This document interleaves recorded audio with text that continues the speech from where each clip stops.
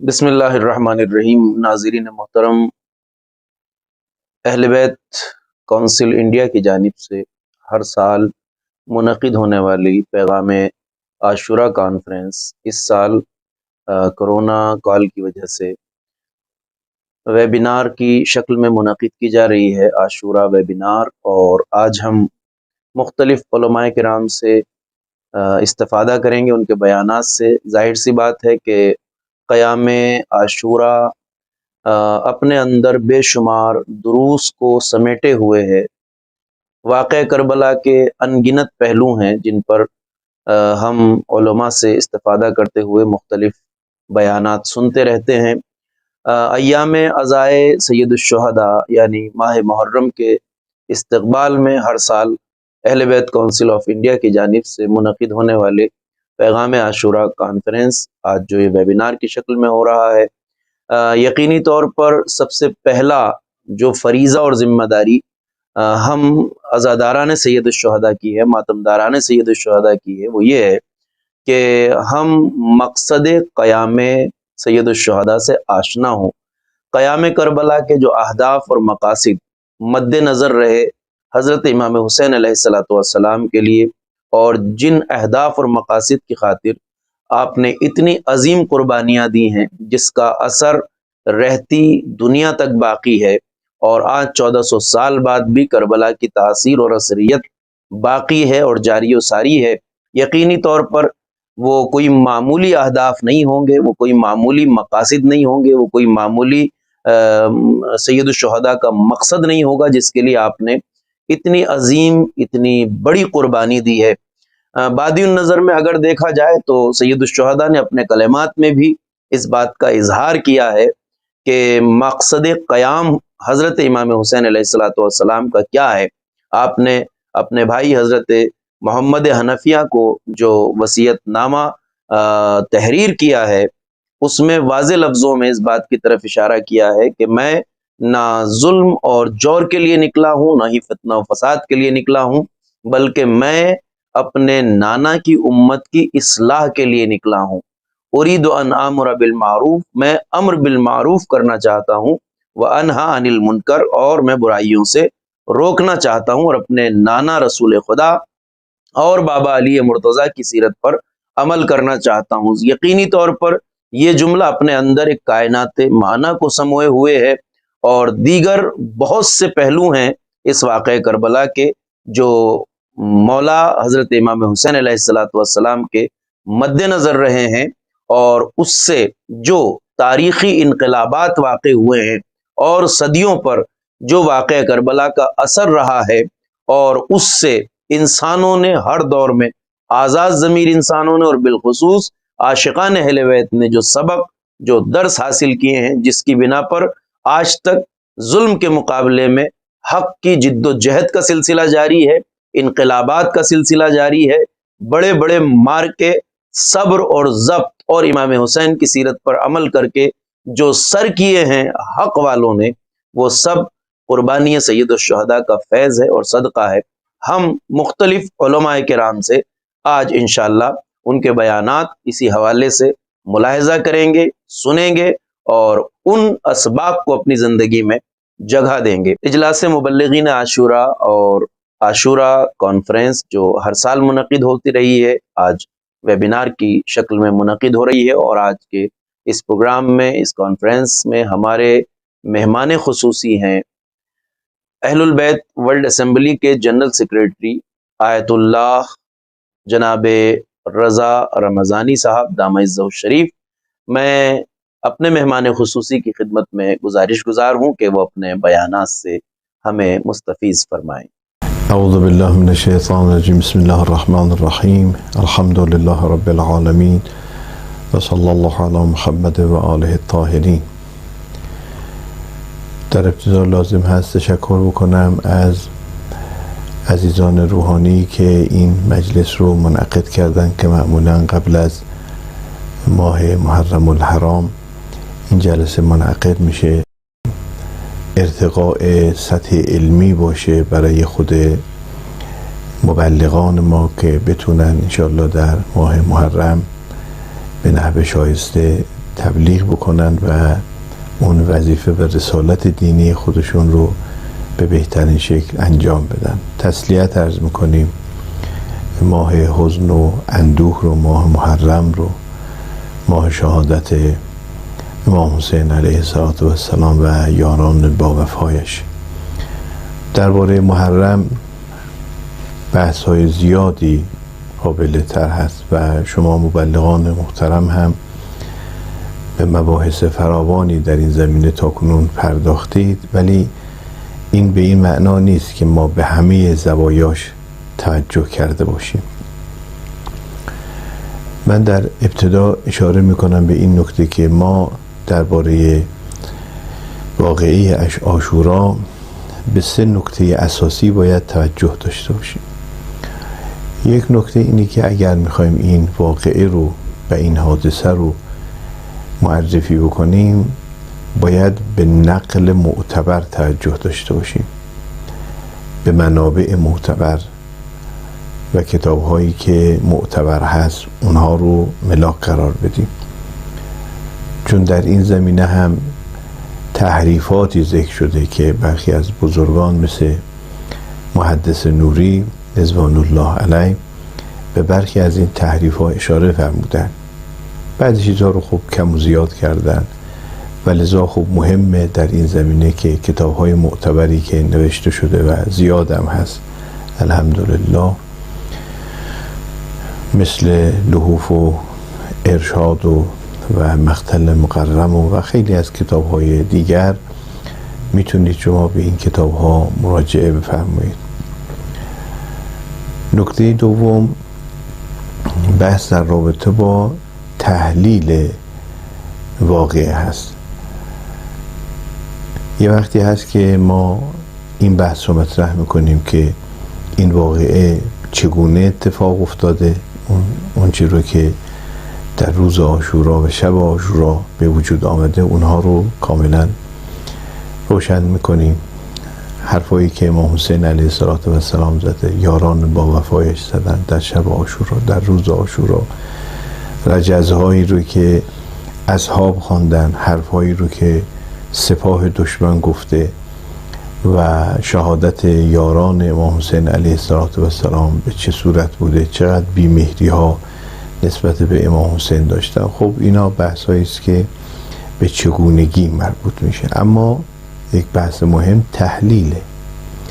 چه اتفاقی رخ داد که بعد از 50 سال سر نوی رسول خدا بالای نیزه گذاشته شد؟ چه اتفاقی پیش آمد که حدود 28 سال یا 29 سال بعد از رحلت پیغمبر قرآن رو بالای نیزه گذاشتن؟ یه وقتی قرآن صامت بالای نیزه گذاشته میشه، یه وقتی قرآن ناطق بالای نیزه گذاشته میشه. چه اتفاقی افتاد؟ این باید تحلیل بشه. چه انحرافی رخ داد که به این مرحله برسه؟ خب این از اون نکته های بسیار مهمی است که باید بهش پرداخته بشه و این میشه در حقیقت در خصوص چرایی واقعه عاشورا. بحث سومیم که باید بهش توجه داشته باشیم تطبیقه.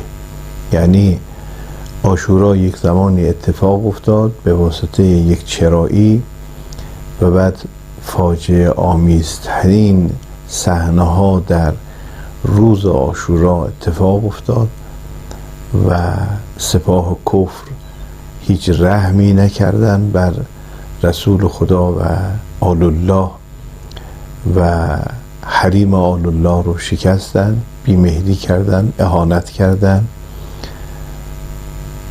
خب اینا در جای خودش مهمه، باید بحث بشه. اما نکته‌ای که هست اینه که امروزه اگر نسبت به دین، به شرف، به عزت آدمی ضربه وارد بکنن و میخوان دین رو از نسل امروز جامعه بشری بگیرن، احکام دینی رو میخوان تعطیل بکنن، آیات الهی رو میخوان تعطیل بکنن، خب به هر حال این پیش بینی شده زمانه‌ای میرسه که از اسلام فقط اسمش باقی میمونه لا یبقی من الاسلام الا اسمه و من القرآن الا خطه، و از قرآن هم فقط خطش باقی میمونه. معنای قرآن، محتوای قرآن، عمل به قرآن، اینها کمتر مورد توجه قرار میگیره. پس امروزه ما باید پیام ها و درس های عاشورا رو مورد توجه قرار بدیم. اینا خیلی مهمه. چه درس های امروز باید بگیریم؟ امام حسین علیه السلام که الگو هست برای ما، اینا نکته هاییست که باید ما بهش توجه داشته باشیم. پس یکی نقل درست است، یکی تحلیل درست است و یکی هم تطبیق. من در این فرصت کوتاه به برخی از نکاتی رو که به نظر میرسه خیلی فشرده عرض میکنم. خب به هر حال به برخی از ابعادی که مربوط به این نهضت هست، یکی از اون نکته ها غیرت دینی است. امام حسین علیه السلام مظهر غیرت الله است و لذا نسبت به دین خدا و قانون الهی و ناموس الهی غیرت می‌ورزد و حتی اگر لازم شد خون خود را هم می‌ریزد برای اینکه دین خدا زنده بماند. لذا ما بر حسین علیه السلام که سلام می‌دهیم بر خون خدا. السلام علیک یا ثار الله و ابن ثاره. و خود حضرت هم فرمود که از دین خدا حمایت بکنید. لذا می‌فرماید فحاموا عن دین الله و ذبوا عن حرم رسول الله. دفاع کنید از حرم رسول خدا. یا در جای دیگه می‌فرماید انا ادعوکم الی کتاب الله و سنت نبیه. من شما را دعوت میکنم به کتاب خدا و سنت پیغمبر. چرا؟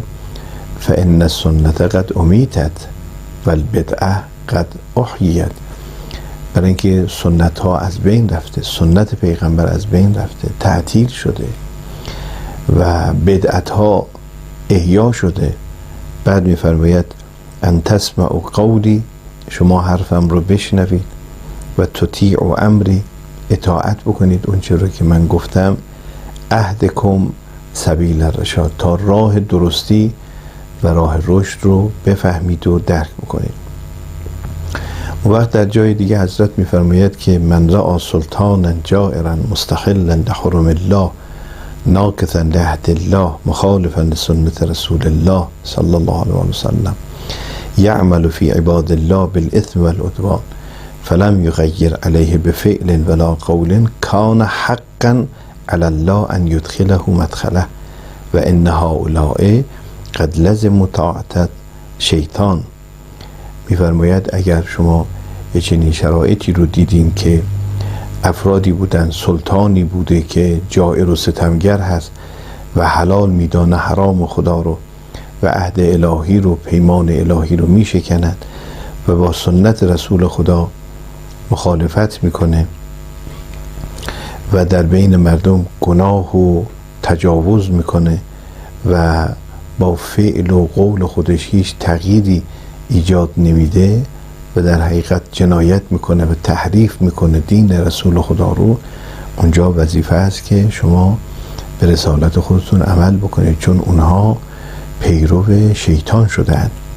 خب این از نکته های مهمی است که باید بهش توجه داشته باشیم که اگر دین خدا مورد بیمهری قرار بگیره. نکته دیگر امر به معروف و نهی از منکر هست که از خود کلام امام حسین استفاده میشه. یکی از چیزهایی که ما باید بهش توجه داشته باشیم اینه که ببینیم خود امام حسین علیه السلام چگونه بیان میکنه و چه اهدافی رو و چه انگیزه هایی رو برای قیام خودش به ترسیم میکشه. میفرماید انی لم اخرج عشرا ولا بطرا ولا ظالما ولا مفسدا.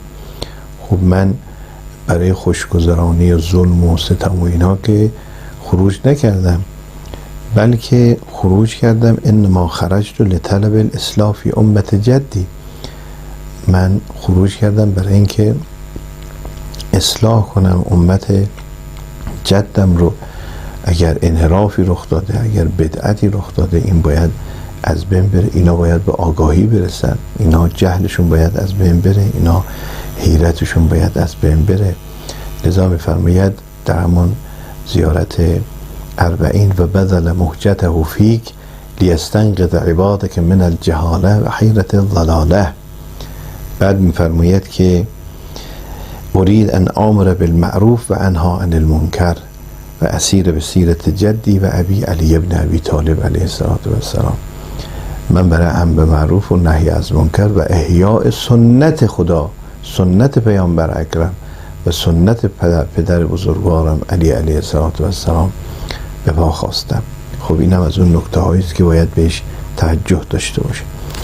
نکته دیگری که باز هم از کلمات امام حسین استفاده میشه این است که حضرت در یک جایی میفرماید اللهم انک تعلم، خدای خودت میدانی، انه لم یکن ما کان منا تنافسا فی سلطان ولا التماس من فضول الحطام. یعنی خدای خودت میدانی که من برای سلطه‌جویی و کسب قدرت و مانند اینها قیام نکردم، لکن لنری المعالم یا لنرد المعالم من دینک، برای این بوده که نشانه های دین رو به دیگران بشناسانم و نشان بدهم و نظهر الاسلام فی بلادک، و در کشورها و در جامعه اسلامی که انحراف ایجاد شده اون رو اصلاح بکنم و یعمل المظلومون من عبادک، برای اینکه بندگان خدا و اونهایی که مظلوم بودن اینها در امنیت باشند و به فرائض و سنن و احکام عمل بکنن و یعمل به فرائضی که و سننی که یا و سنتی که و سننی که و احکامی که، و این احکام اینها باید همش در حقیقت احیا بشه. ظلم ستیزی و عدالت طلبی در تعبیر حضرت میفرماید که الا ترون ان الحق لا یؤمل به و ان الباطل لا یتناهى فلیرغب المؤمن فی لقاء ربه انی لا اری الموت الا سعاده ولا الحیات مع الظالمین الا برما. مگه شما نمیبینید که باطل داره در جامعه منتشر میشه و به حق عمل نمیشه؟ اینجاست وظیفه هر مؤمن است. این نکته رو بزرگواران توجه داشته باشن. نمیفرماید فلیرغب الحسین، کار حسین فقط نیست. اگر باطل داره انجام میشه و مردم به حق توجه ندارند و جامعه منحرف از حق شده است، نمیفرماید فلیرغب الحسین یا فلیرغب الامام، نمیفرماید، بلکه میفرماید فلیرغب المؤمن. مؤمن به وظیفه خودش و رسالت خودش باید عمل بکنه و این نکته بسیار مهم است. و حریت و آزادگی این هم در کلام امام حسین علیه السلام هست. در یه تعبیر میفرماید وای حکم یا شیعة آل ابی سفیان و ان لم یکن لکم دین و کنتم لا تخافون المعاد فکونوا احرارا فی دنیاکم. اگر شما دین ندارید، اگر معتقد به معاد نیستید، باور ندارید معاد رو، لااقل آزاد باشید در دنیای خودتون، آزاد مرد باشید. مجموعه این عبارات رو شما برای مردم بگید. از این عبارات زیاد ذکر شده، عباراتی رو که از مدینه تا مکه و از مکه تا کربلا که نگذاشتن به کوفه برسد، امام علیه السلام او رو با لب تشنه شهید کردن و به شهادت رساندن. این عبارات رو برای مردم بگویید و مردم رو بیدار کنید و بدون اینکه افراطی باشه، تفریطی باشه. اسلام و اون چیزی رو که اتفاق افتاد در کربلا برای رعب و وحشت نبود، برای این بوده که با خودکامگان مبارزه باید کرد. این درس مهم است. با خودکامگی، با استبداد، با ظلم، با استکبار و اونهایی که میخوان ضربه بزنن به جامعه بشری، با اونها باید مبارزه کرد. پیغمبر هم همینطور بوده است. جنگ رو بر پیغمبر تحمیل کردن، مشرکان جنگ رو بر پیغمبر تحمیل کردن، پیغمبر مقابله با شرک نمود، مقابله با کفر کرد. این از اون وظایف مهمی است که بر عهده ما گذاشته شده که ما باید درس بگیریم و پیام بگیریم که امام حسین علیه السلام تمام هستیش رو، خودش رو، بچه‌هاش رو، عزیزانش رو، فرزندانش رو، همه رو در طبق اخلاص گذاشت و عرض میکند خدایا چون تو میبینی این صحنه‌های تلخ برای من زیبا خواهد بود. همونطوری که خواهرش زینب سلام الله علیها میفرماید ما رأیت الا جمیلا، خود امام حسین علیه السلام هم همینطور. وقتی که حضرت علی اصغر سلام الله علیه به شهادت میرسه با اون نکاتی که در تاریخ ذکر شده، عرض میکنه خدایا چون همه اینها در معرض دید تو هست، این امر رو بر من آسان میکند، چون همه اینها برای تو بوده است. و لذا حرکت امام حسین علیه السلام من الله بود، از خدا بود، الی الله بود، به سوی خدا بود، لله بود و رضا الله بود، برای خدا بود و برای رضایت الهی بود.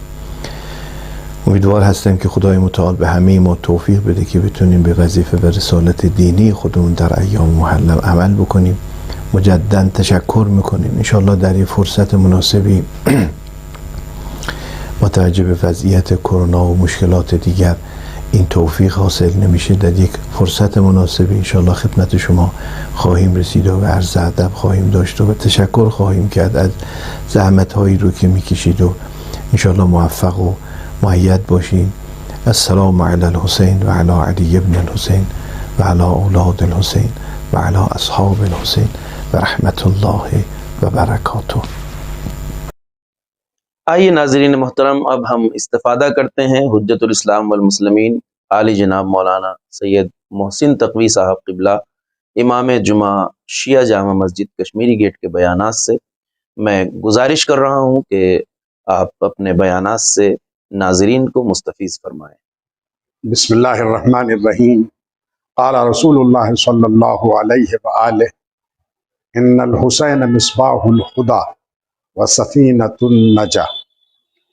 حضرات، پیغام عاشوراء کے عنوان سے اس ویبینار میں شرکت کا شرف حاصل ہوا، یہ واقعاً بندے کے لیے بہت بڑی سعادت ہے، اور بندہ منتظمین ویبینار پیغام عاشوراء کو واقعاً مبارکباد کے لائق تصور کرتا ہے کہ انہوں نے ان حالات میں کہ جب ہم جس طرح سے سال ہا سال سے اس طرح کی کانفرنس منعقد کرتے رہے ہیں، اور اس بار کرونا وائرس کی بنا کے اوپر ہم وہ کانفرنس نہیں کر پا رہے ہیں۔ بہرحال پیغام عاشوراء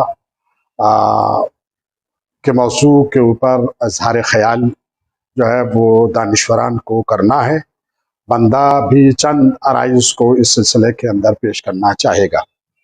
حضرات، جس حدیث کی تلاوت کا شرف حاصل کیا ہے، پیغمبر اسلام نے اس حدیث میں امام حسین علیہ السلام کو مصباح الہدی یعنی ہدایت کا چراغ فرمایا ہے۔ امام حسین علیہ السلام واقعاً ہدایت کا چراغ تھے۔ امام حسین علیہ السلام کا مقصد اور ہدف ہدایت مردوم تھا۔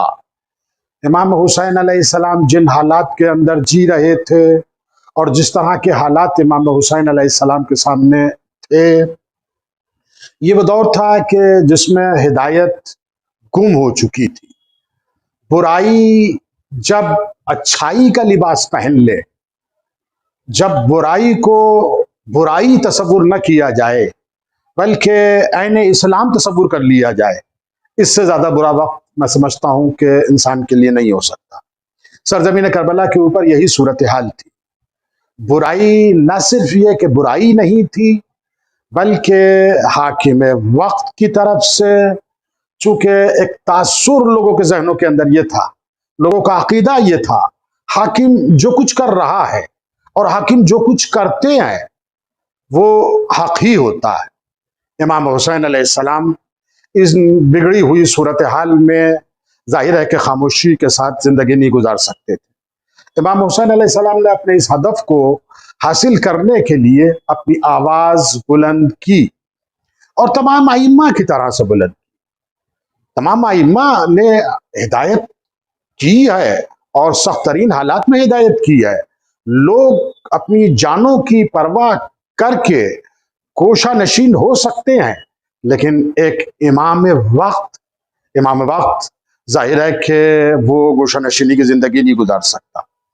تو بہرحال ایک امام کا مقصد ہدایت۔ دوسری جو چیز پیغمبر اسلام نے امام حسین علیہ السلام کے لیے بیان فرمائی ہے وہ سفینۃ النجاہ، یعنی نجات کی کشتی۔ اور واقعاً امام حسین علیہ السلام نجات کی کشتی تھے۔ دنیا ضلالت و گمراہی کے سیلاب میں بہہ رہی تھی، لہذا ان حالات میں انسانیت کو بچانے کے لیے امام حسین علیہ السلام کا یہ اقدام ہمارے سامنے آتا ہے۔ اور امام حسین علیہ السلام کا ہدف ہدایت مرتوم ہے، لوگوں کی ہدایت ہے، خصوصیت کے ساتھ ان بدلے ہوئے حالات میں لوگوں کو صحیح طور کے اوپر متوجہ کرنا ہے کہ اسلام حقیقی کون سا ہے، وہ اسلام کون سا ہے جو پیغمبر اسلام جو ہے وہ دنیا تک پہنچانا چاہتے تھے۔ تو بہرحال امام حسین کا ہدف ہدایت ہے، اور ہماری عزاداری کا ہدف بھی ہدایت سے جداگانہ نہیں ہے۔ ہم بھی امام حسین علیہ السلام کو اسی لیے یاد کرتے ہیں کہ تاکہ ہمارے دین اور ایمان کی لو کبھی بجھنے نہ پائے۔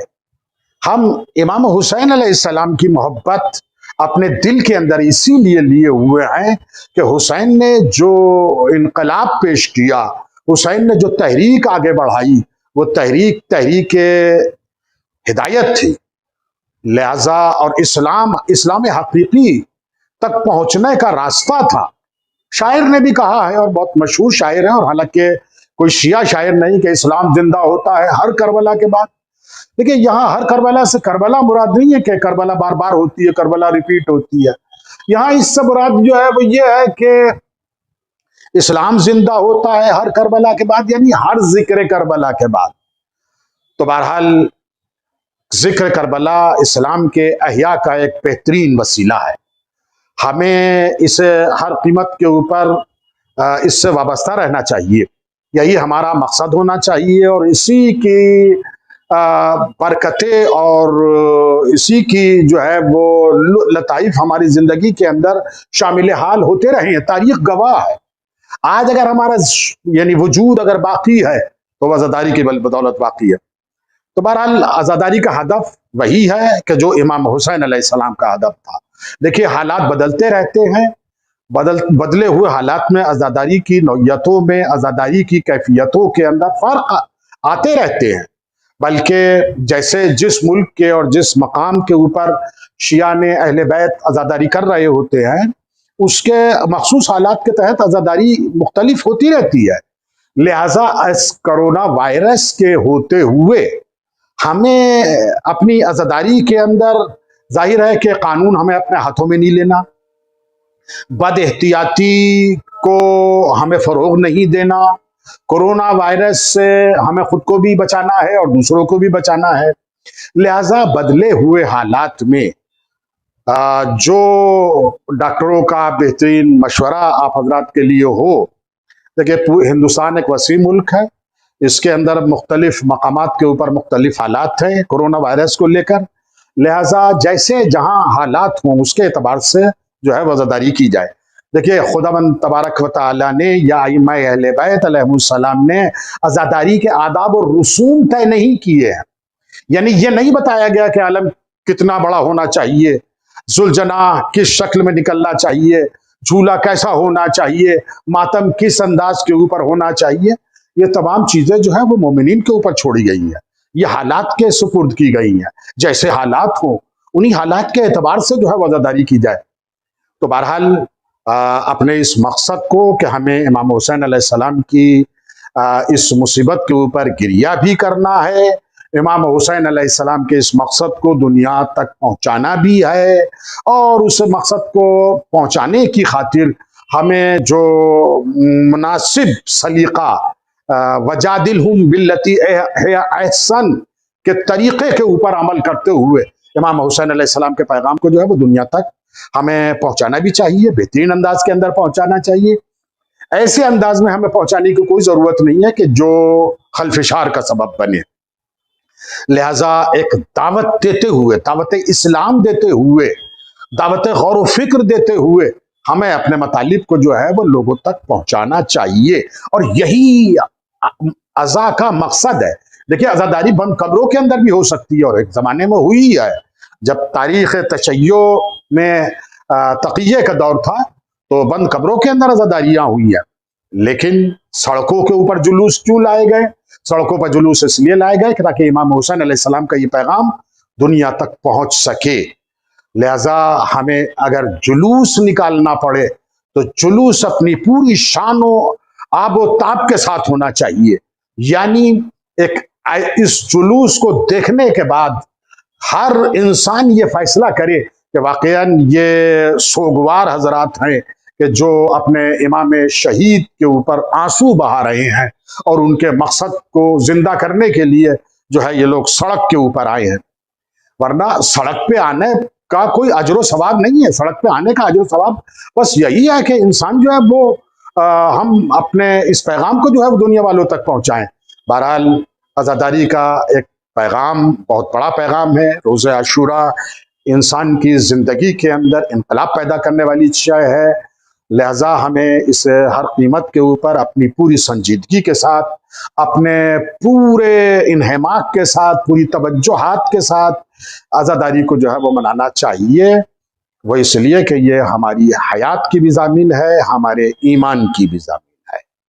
वसल्लल्लाहु अला मुहम्मद व अहले बैतिही तय्यबीन अत्ताहिरीन। नाज़रीन मोहतरम, पैगाम आशूरा वेबिनार जारी है और अब हम इस्तिफ़ादा करेंगे ख़तीब अहले बैत आली जनाब मौलाना ज़हीर अब्बास साहब क़िबला के बयानात से, जो मुंबई से हमारे साथ शामिल हो रहे हैं। मैं क़िबला की खिदमत में गुजारिश कर रहा हूँ कि अपने बयान से नाज़रीन और सामीन के क़ुलूब को मुनव्वर फरमाएँ। औज़ु बिल्लाहि मिनश शैतानिर रजीम। बिस्मिल्लाहिर्रहमानिर्रहीम। अल्हम्दुलिल्लाहि व कफ़ा वस्सलातु अला मुहम्मदिन मुस्तफ़ा व आलिहिल अस्फ़िया। नाज़रीन किराम, अस्सलामु अलैकुम व रहमतुल्लाहि व बरकातुहू। एक बहुत ही अहम मौजू पर इस कॉन्फ्रेंस का इनेकाद किया जा रहा है, जिसे आशूरा कॉन्फ्रेंस कहते हैं। चूँकि अय्याम अज़ा अब करीब आ चुके हैं, लिहाजा इस किस्म की कॉन्फ्रेंसों की बहुत ही ज़रूरत है और इसकी अहमियत का पासो लिहाज रखना चाहिए। अज़ीज़ान गिरामी क़द्र, चूँकि अय्याम अज़ा में मुस्तकिल 12 रोज़ और उसके बाद फिर मुख्तलिफ़ अय्याम में, दिनों में हम ज़िक्र शुहदाए करबला अलैहिस्सलातु वस्सलाम करते हैं और ख़ुसूसी तौर पर हज़रत इमाम हुसैन अलैहिस्सलातु वस्सलाम और उनके असहाब, उनकी आल की कुर्बानियों का ज़िक्र करते हैं। ये हमारा एक ऐसा अमल है कि जिसे हम इबादत करार देते हैं, और अगर ये मैं कहूँ तो गलत ना होगा कि हमारे आमाल में सबसे बेहतरीन अमल या अफजलुल आमाल अगर कहा जाए तो ये गलत ना होगा, और वो है आज़ादारी। हम ये जो आज़ादारी करते हैं इसके कुछ मकासिद हैं। ऐसा नहीं है कि हम सिर्फ़ इमाम हुसैन अलैहिस्सलाम के नाम पर आंसू बहा लें, नहीं। इस आज़ादारी के पीछे कुछ मकासिद हैं जिसे हम दुनिया तक पहुंचाना चाहते हैं। आज मुख्तसर से वक्त में मुझे आपके सामने इसी मौजू पर कुछ गुफ्तगू करनी है। हम और आप इस बात को बहुत अच्छी तरह से जानते हैं कि हम जब कोई अमल अंजाम देते हैं तो हमें ये फ़िक्र रहती है कि उसके बेहतरीन नताइज हमारे सामने आएँ। बेहतरीन नताइज हासिल करने के लिए कभी अमल इस तरह नहीं किया जाता है कि बेमकसद या हम जिस तरह से चाहें करें। ہمیشہ اس کے لیے کچھ اصول، کچھ قانون، کچھ قواعد ہوتی ہے جس کے تحت وہ عمل انجام دیا جاتا ہے تاکہ بہتر سے بہتر نتیجہ ہمیں حاصل ہو سکے۔ اگر عزاداری افضل الاعمال ہے، یعنی اعمال میں سب سے بہترین عمل ہے، تو ظاہر ہے کہ اس کے بہترین نتائج حاصل کرنے کے لیے ہم اسے قانون اور قواعد سے خارج نہیں قرار دے سکتے ہیں، نہیں کر سکتے ہیں۔ لہٰذا ہمیں اس پر غور اور فکر کرنا چاہیے کہ ہم اس عزاداری کو کچھ اصول، کچھ قوانین کے تحت کر رہے ہیں، یا بس چند رسمیں ہیں جنہیں ادا کرنے کے لیے ہم 10 دن، 12 دن یا 40 تک، یا 40 کے بعد 8 ربیع الاول تک ان مراسم کو ہم ادا کرتے ہیں، اس عزاداری کو کرتے ہیں۔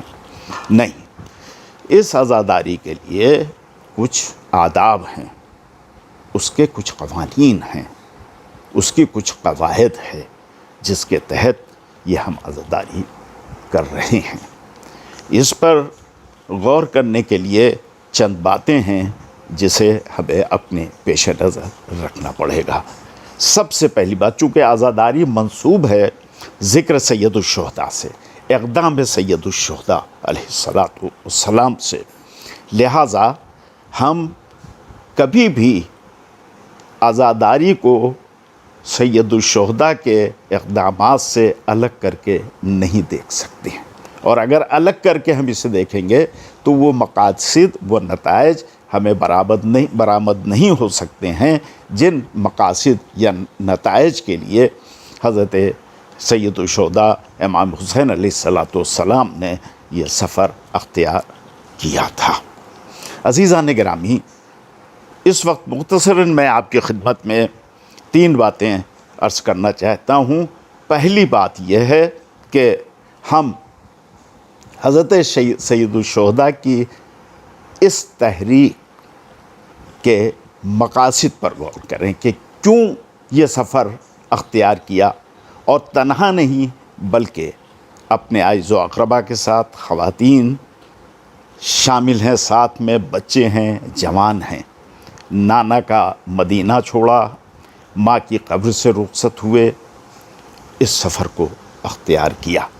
تو اسے سمجھنے کے لیے، یعنی اس پوری تحریک کو سمجھنے کے لیے ہمارے لیے یہ ضروری ہے کہ ہم حضرت سید الشہداء امام حسین علیہ السلام کے ان مکتوبات پر غور و فکر کریں، وہ ان خطوط پر غور و فکر کریں جو حضرت امام حسین علیہ السلام نے تحریر فرمائے ہیں، اور وہ خطوط جو حضرت امام حسین علیہ السلام کو لکھے گئے ہیں۔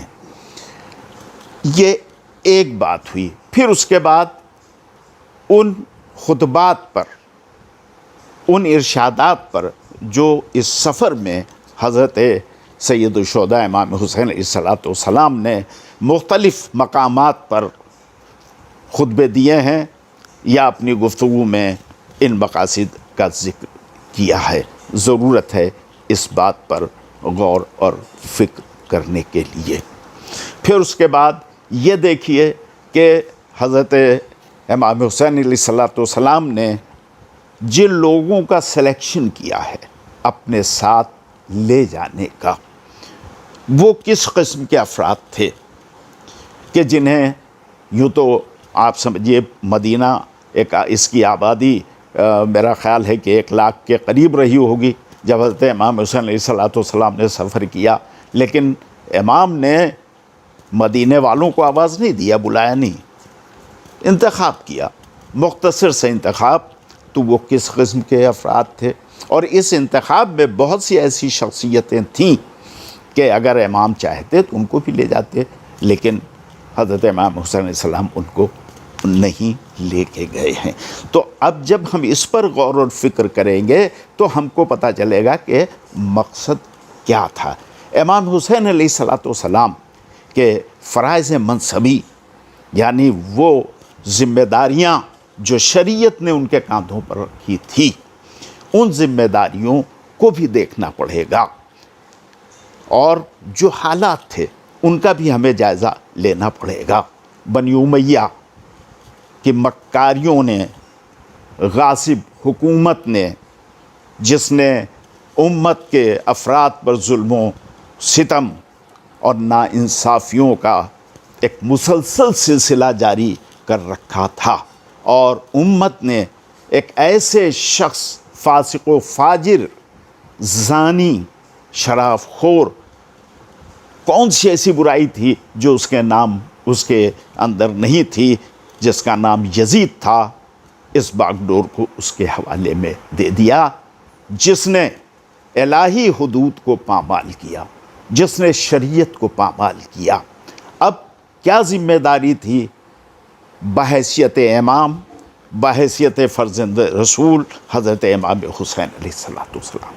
जब इनका सबका जायज़ा ले लें आप और इन पर फ़िक्र कर लें, तो आपको ये पता चलेगा कि इस तहरीक का मकसद क्या था। दूसरी चीज़ जो गौर करने की, जिस बात की ज़रूरत है हमें, और वो बात है कि आइम्माए मासूमीन अलैहिस्सलाम ने, आइम्माए अतहार अलैहिस्सलाम ने हमें किस तरह आज़ादारी करने की हिदायत फरमाई है। ये आज़ादारी कोई हमारी तख्लीक नहीं है कि हम जैसे चाहें करें। इस आज़ादारी की बिना या इसकी बानी जनाब ज़ैनब सलामुल्लाह अलैहा हैं, जिन्होंने शाम के दरबार में इसकी बुनियाद आज़ादारी की डाली थी, और उसके बाद किस तरह इस आज़ादारी को जनाब सैयद सज्जाद लेके आगे बढ़े, फिर किस तरह से दूसरे आइम्माए मासूमीन अलैहिस्सलाम इसको लेके आगे बढ़े। यानी ये आज़ादारी एक मिशन की हैसियत रखती है, जिस मिशन का ताल्लुक़ शहादत इमाम हुसैन अलैहिस्सलाम पर है, इस पर। और तीसरी अहम बात जो है वो हमारे उलमाए किराम या मराजाए किराम की क्या हिदायत हैं कि हमें किस तरह से इस आज़ादारी को करना चाहिए। लिहाजा इन तीनों चीज़ों पर बहुत गौर और फ़िक्र करना चाहिए, चूँकि मासूमीन अलैहिस्सलाम का भी ये इरशाद है कि मिलो, यानी आज़ादारी के सिलसिले में मिलो, आपस में गुफ्तगू करो और हमारे अम्र को ज़िंदा करो।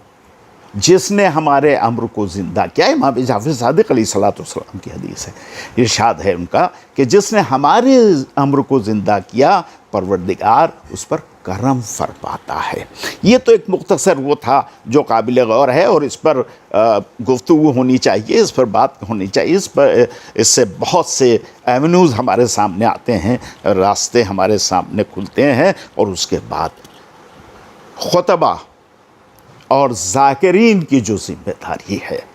देखिए, मुझे इस बात को कहने दीजिए कि आजकल चूँकि बहुत आम हो गई है ये बात कि जिसने कुछ उर्दू किताबों से हदीस पढ़ ली और सुन लिया कुछ मुसव्विदे, और वो मिंबर पर आ जाता है और ज़िक्र करता है। मुझे इसमें कोई वो नहीं है, मुझसे सिर्फ गुजारिश ये है कि आप इस मिंबर पर आने के बाद अपनी ज़िम्मेदारी का एहसास कीजिए, इसलिए कि ये बड़ी मुक़द्दस जगह है जहाँ आप तशरीफ़ फरमा हैं।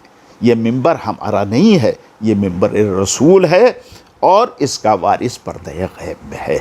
लिहाजा कोई ऐसी बात हम अपने दिल से कह दें कि जिसका ताल्लुक़ अहले बैत की सीरत से ना हो, तो उसका मुआख़ज़ा होगा, हम उसके जवाब दे होंगे। लिहाजा हर ख़तीब और ज़ाकिर का ये फ़र्ज़ है कि वो मिंबर के तक़द्दुस को बरक़रार रखे। दूसरी बात, कोई ऐसी गुफ्तगू न कीजिए कि जिसकी दलील आप फ़राहम न कर सकें। आपकी गुफ्तगू मुदल्लल होनी चाहिए, दलील के साथ होनी चाहिए, यानी जो बात आप कह रहे हैं उसके रेफरेंसेस मिलना चाहिए, वो बहुत ही ज़्यादा ज़रूरी है। तीसरी बात मैं आपकी खिदमत में अर्ज़ कर दूं कि आजकल जब ज़ाकिरीन मसाइब पढ़ते हैं تو کبھی کبھی ایسی باتیں کہہ دیتے ہیں مصائب میں کہ جو اہل بیت کے شایان نشان نہیں ہوتی ہے، اس لیے کہ وہاں ہر قدم رضائے الہی کے تحت اٹھ رہا تھا، اور ہم جو گفتگو کرتے ہیں وہ اپنے جذبات کے تحت کرنے لگتے ہیں. یعنی جس معاشرے اور جس سماج میں ہم ہیں اور جو کچھ ہم دیکھتے ہیں یا محسوس کرتے ہیں، ہم سمجھتے ہیں کہ یہی سید الشہداء کے بھی عمل رہا ہوگا، یہی جناب زینب کا اور سید سجاد کا، یا جو آئے تھے قربانی کے لیے. نہیں، وہاں ہر ایک اس بات کی طرف متوجہ رہتا تھا کہ امام کیا ارشاد فرما رہے ہیں، امام کا حکم کیا ہے، اور امام رضائے الہی کے ساتھ انجام دے رہے تھے. اور اسی کے ساتھ یہ بھی میں آپ کی خدمت میں عرض کر دوں چند جملوں میں کہ منبر پر جب آپ ذکر اہل بیت کے لیے بیٹھ رہے ہیں، شہادت امام حسین علیہ السلام کے ذکر لیے بیٹھ رہے ہیں، تو سیرت اہل بیت کا ذکر کیجئے، اپنی سیرت کا ذکر نہ کیجئے، اپنے معاملات کو نہ اٹھائیے، بلکہ اس منبر کا جو تقاضا ہے اسے پورا کیجئے. اور آپ کی تقریر سے، آپ کی گفتگو سے، منبر سے انسان کی، یعنی سننے والے کی، سامع کی، اہل بیت کے چاہنے والوں کی، جو عزادار ہیں، جو فرش عزا پر آئے ہیں، ان کی فکری سطح بلند ہونی چاہیے، ان کے اندر ایک انقلاب پیدا ہونا چاہیے. اگر ذکر سید الشہداء سے انقلاب نہ پیدا ہوا تو اس کا مطلب یہ ہے کہ یہ ذکر ہمارا ذہنوں نے قبول نہیں کیا ہے. یعنی اخلاقیات بہتر ہونے چاہیے، روزمرہ کی زندگی بہتر ہونی چاہیے. انسان آپ کی تقریر کو یہ سن کر یہ محسوس کرے کہ مجھے اس سیرت پر عمل کرنا چاہیے. عزیزان گرامی قدر، وقت میں اتنی گنجائش نہیں ہے کہ اس پر گفتگو کر سکیں، ورنہ یہ موضوع تو اس بات کا متقاضی ہے کہ اس پر ذرا تفصیل سے بات کرنی چاہیے. لیکن بہرحال چونکہ مجھے 10 منٹ تھا اور اب 15 منٹ سے بھی زیادہ ہو گئے ہیں، چلتے چلتے last but not the least, یہ کووڈ کا زمانہ ہے، کووڈ-19 کا چل رہا ہے. پچھلے ایام اعضاء میں بھی ہم نے اس کا مقابلہ کیا اور اس بار پھر ہم فیس کر رہے ہیں اس چیز کو. میری آپ سے گزارش ہے کہ ایام اعضاء کے دوران آپ جو پروٹوکول ہے، جس شہر میں آپ ہوں، جس دیہات میں آپ ہوں، جس قصبے میں آپ ہوں، آپ ان قوانین پر پابندی کیجئے. ماسک لگا کے چلیے، ڈسٹنس رکھیے جب بیٹھیے. مختصر یہ کہ خود بچیے اور اپنے گھر والوں کو بچانے کی کوشش کیجیے. وعلیکم السلام ورحمۃ اللہ وبرکاتہ. آئیے ناظرین محترم، اب حجت الاسلام والمسلمین عالی جناب مولانا رئیس احمد جارچوی صاحب قبلہ کے بیانات سے استفادہ کرتے ہیں. میں قبلہ محترم سے ادب و احترام سے گزارش کر رہا ہوں کہ وہ اپنے بیان سے ہمیں مستفیض فرمائیں. السلام علیکم ورحمۃ اللہ وبرکاتہ. اہل بیت کونسل انڈیا کی جانب سے یہ سالانہ پروگرام مبلغین عاشورہ کانفرنس کے عنوان سے ہم اس میں آپ کی خدمت میں حاضر ہیں، اور اس وقت کچھ باتیں ہیں جو عرض کرنا ہے. عاشورہ کے تعلق سے جو باتیں ہیں وہ بہرحال ہمارا سماج اور ہمارا معاشرہ اور شیعی دنیا اس کو اچھی طرح سے پہچانتی ہے اور جانتی ہے، اور یہ خیال رہے کہ عاشورہ اہم ترین موضوع ہے، اور امام حسین علیہ السلام کی عزاداری شیعت کی روح بھی ہے اور شیعت کی پہچان بھی ہے. پوری دنیا میں امام حسین علیہ السلام کا غم منایا جاتا ہے. شیعہ بھی غم مناتے ہیں، برادران اہل سنت بھی یہ غم مناتے ہیں، اور دوسرے افراد بھی اس غم میں شریک ہیں. یعنی غم سید الشہداء ایسا غم ہے کہ اس میں انسانیت کے ناطے ہر انسان شریک ہے، اور ہر آدمی چاہتا ہے کہ ہم امام حسین علیہ السلام کو کسی نہ کسی انداز میں خراج عقیدت پیش کریں. امام حسین علیہ السلام کی عزاداری، اور یہ عزاداری محرم قریب آ گیا ہے اور عزاداری کا زمانہ بالکل نزدیک ہے. پیغامات میں بہت سے پیغامات ہیں، مگر ہمارا خیال یہ ہے کہ عزاداری میں سب سے اہم چیز ہے ہمکاری، یعنی جو کام آپ عزاداری کے عنوان سے کر رہے ہیں اس میں ایک دوسرے سے ارتباط کا ہونا ضروری ہے، اور ایک دوسرے سے میل محبت کے ساتھ ساتھ اتحاد کا ہونا ضروری ہے۔ عزاداری عرصہ دراز سے ہندوستان میں ہوتی چلی آ رہی ہے، اور یہ بہت بڑا نیٹ ورک ہے عزاداری کا، لیکن افسوسناک پہلو یہ ہے کہ ایک دوسرے سے مربوط نہیں ہے۔ حالانکہ ایک دوسرے سے اگر یہ مربوط ہوتے اور عزاداری سید الشہداء برپا کرتے تو اس سے دوسری چیزیں قوم و ملت کے اندر پیدا ہوتی۔ عزاداری کے سلسلے سے بعض کا نظریہ یہ ہے کہ اس میں کچھ اصلاحات ہونا چاہیے۔ بے شک اگر ضرورت محسوس ہو تو اصلاحات ہونا چاہیے، مگر عزاداری کے لیے سب سے بڑا عنوان یہی ہے کہ عزاداری پیروی اہل بیت کے مطابق ہونا چاہیے، فرامین اہل بیت علیہ السلام کے مطابق ہونا چاہیے۔ اب رہا کچھ چیزیں ہیں جو ہندوستان میں ہم رہتے ہیں، کوئی پاکستان میں ہے، کوئی ایران میں ہے، کوئی عرب میں ہے، تو اپنا اپنا کلچر اور اپنی اپنی تہذیب ہے۔ اس تہذیب کے تطابق سے، اس تہذیب کے مطابق اگر کچھ چیزیں داخل ہو رہی ہیں لیکن وہ حرمت نہیں رکھتی، ان میں کوئی چیز حرام نہیں ہے، تو اس کا منانا، اس کا برپا کرنا جائز ہے۔ اسلام اس کو منع نہیں کرتا، اور اسلام اس کی اجازت دیتا ہے۔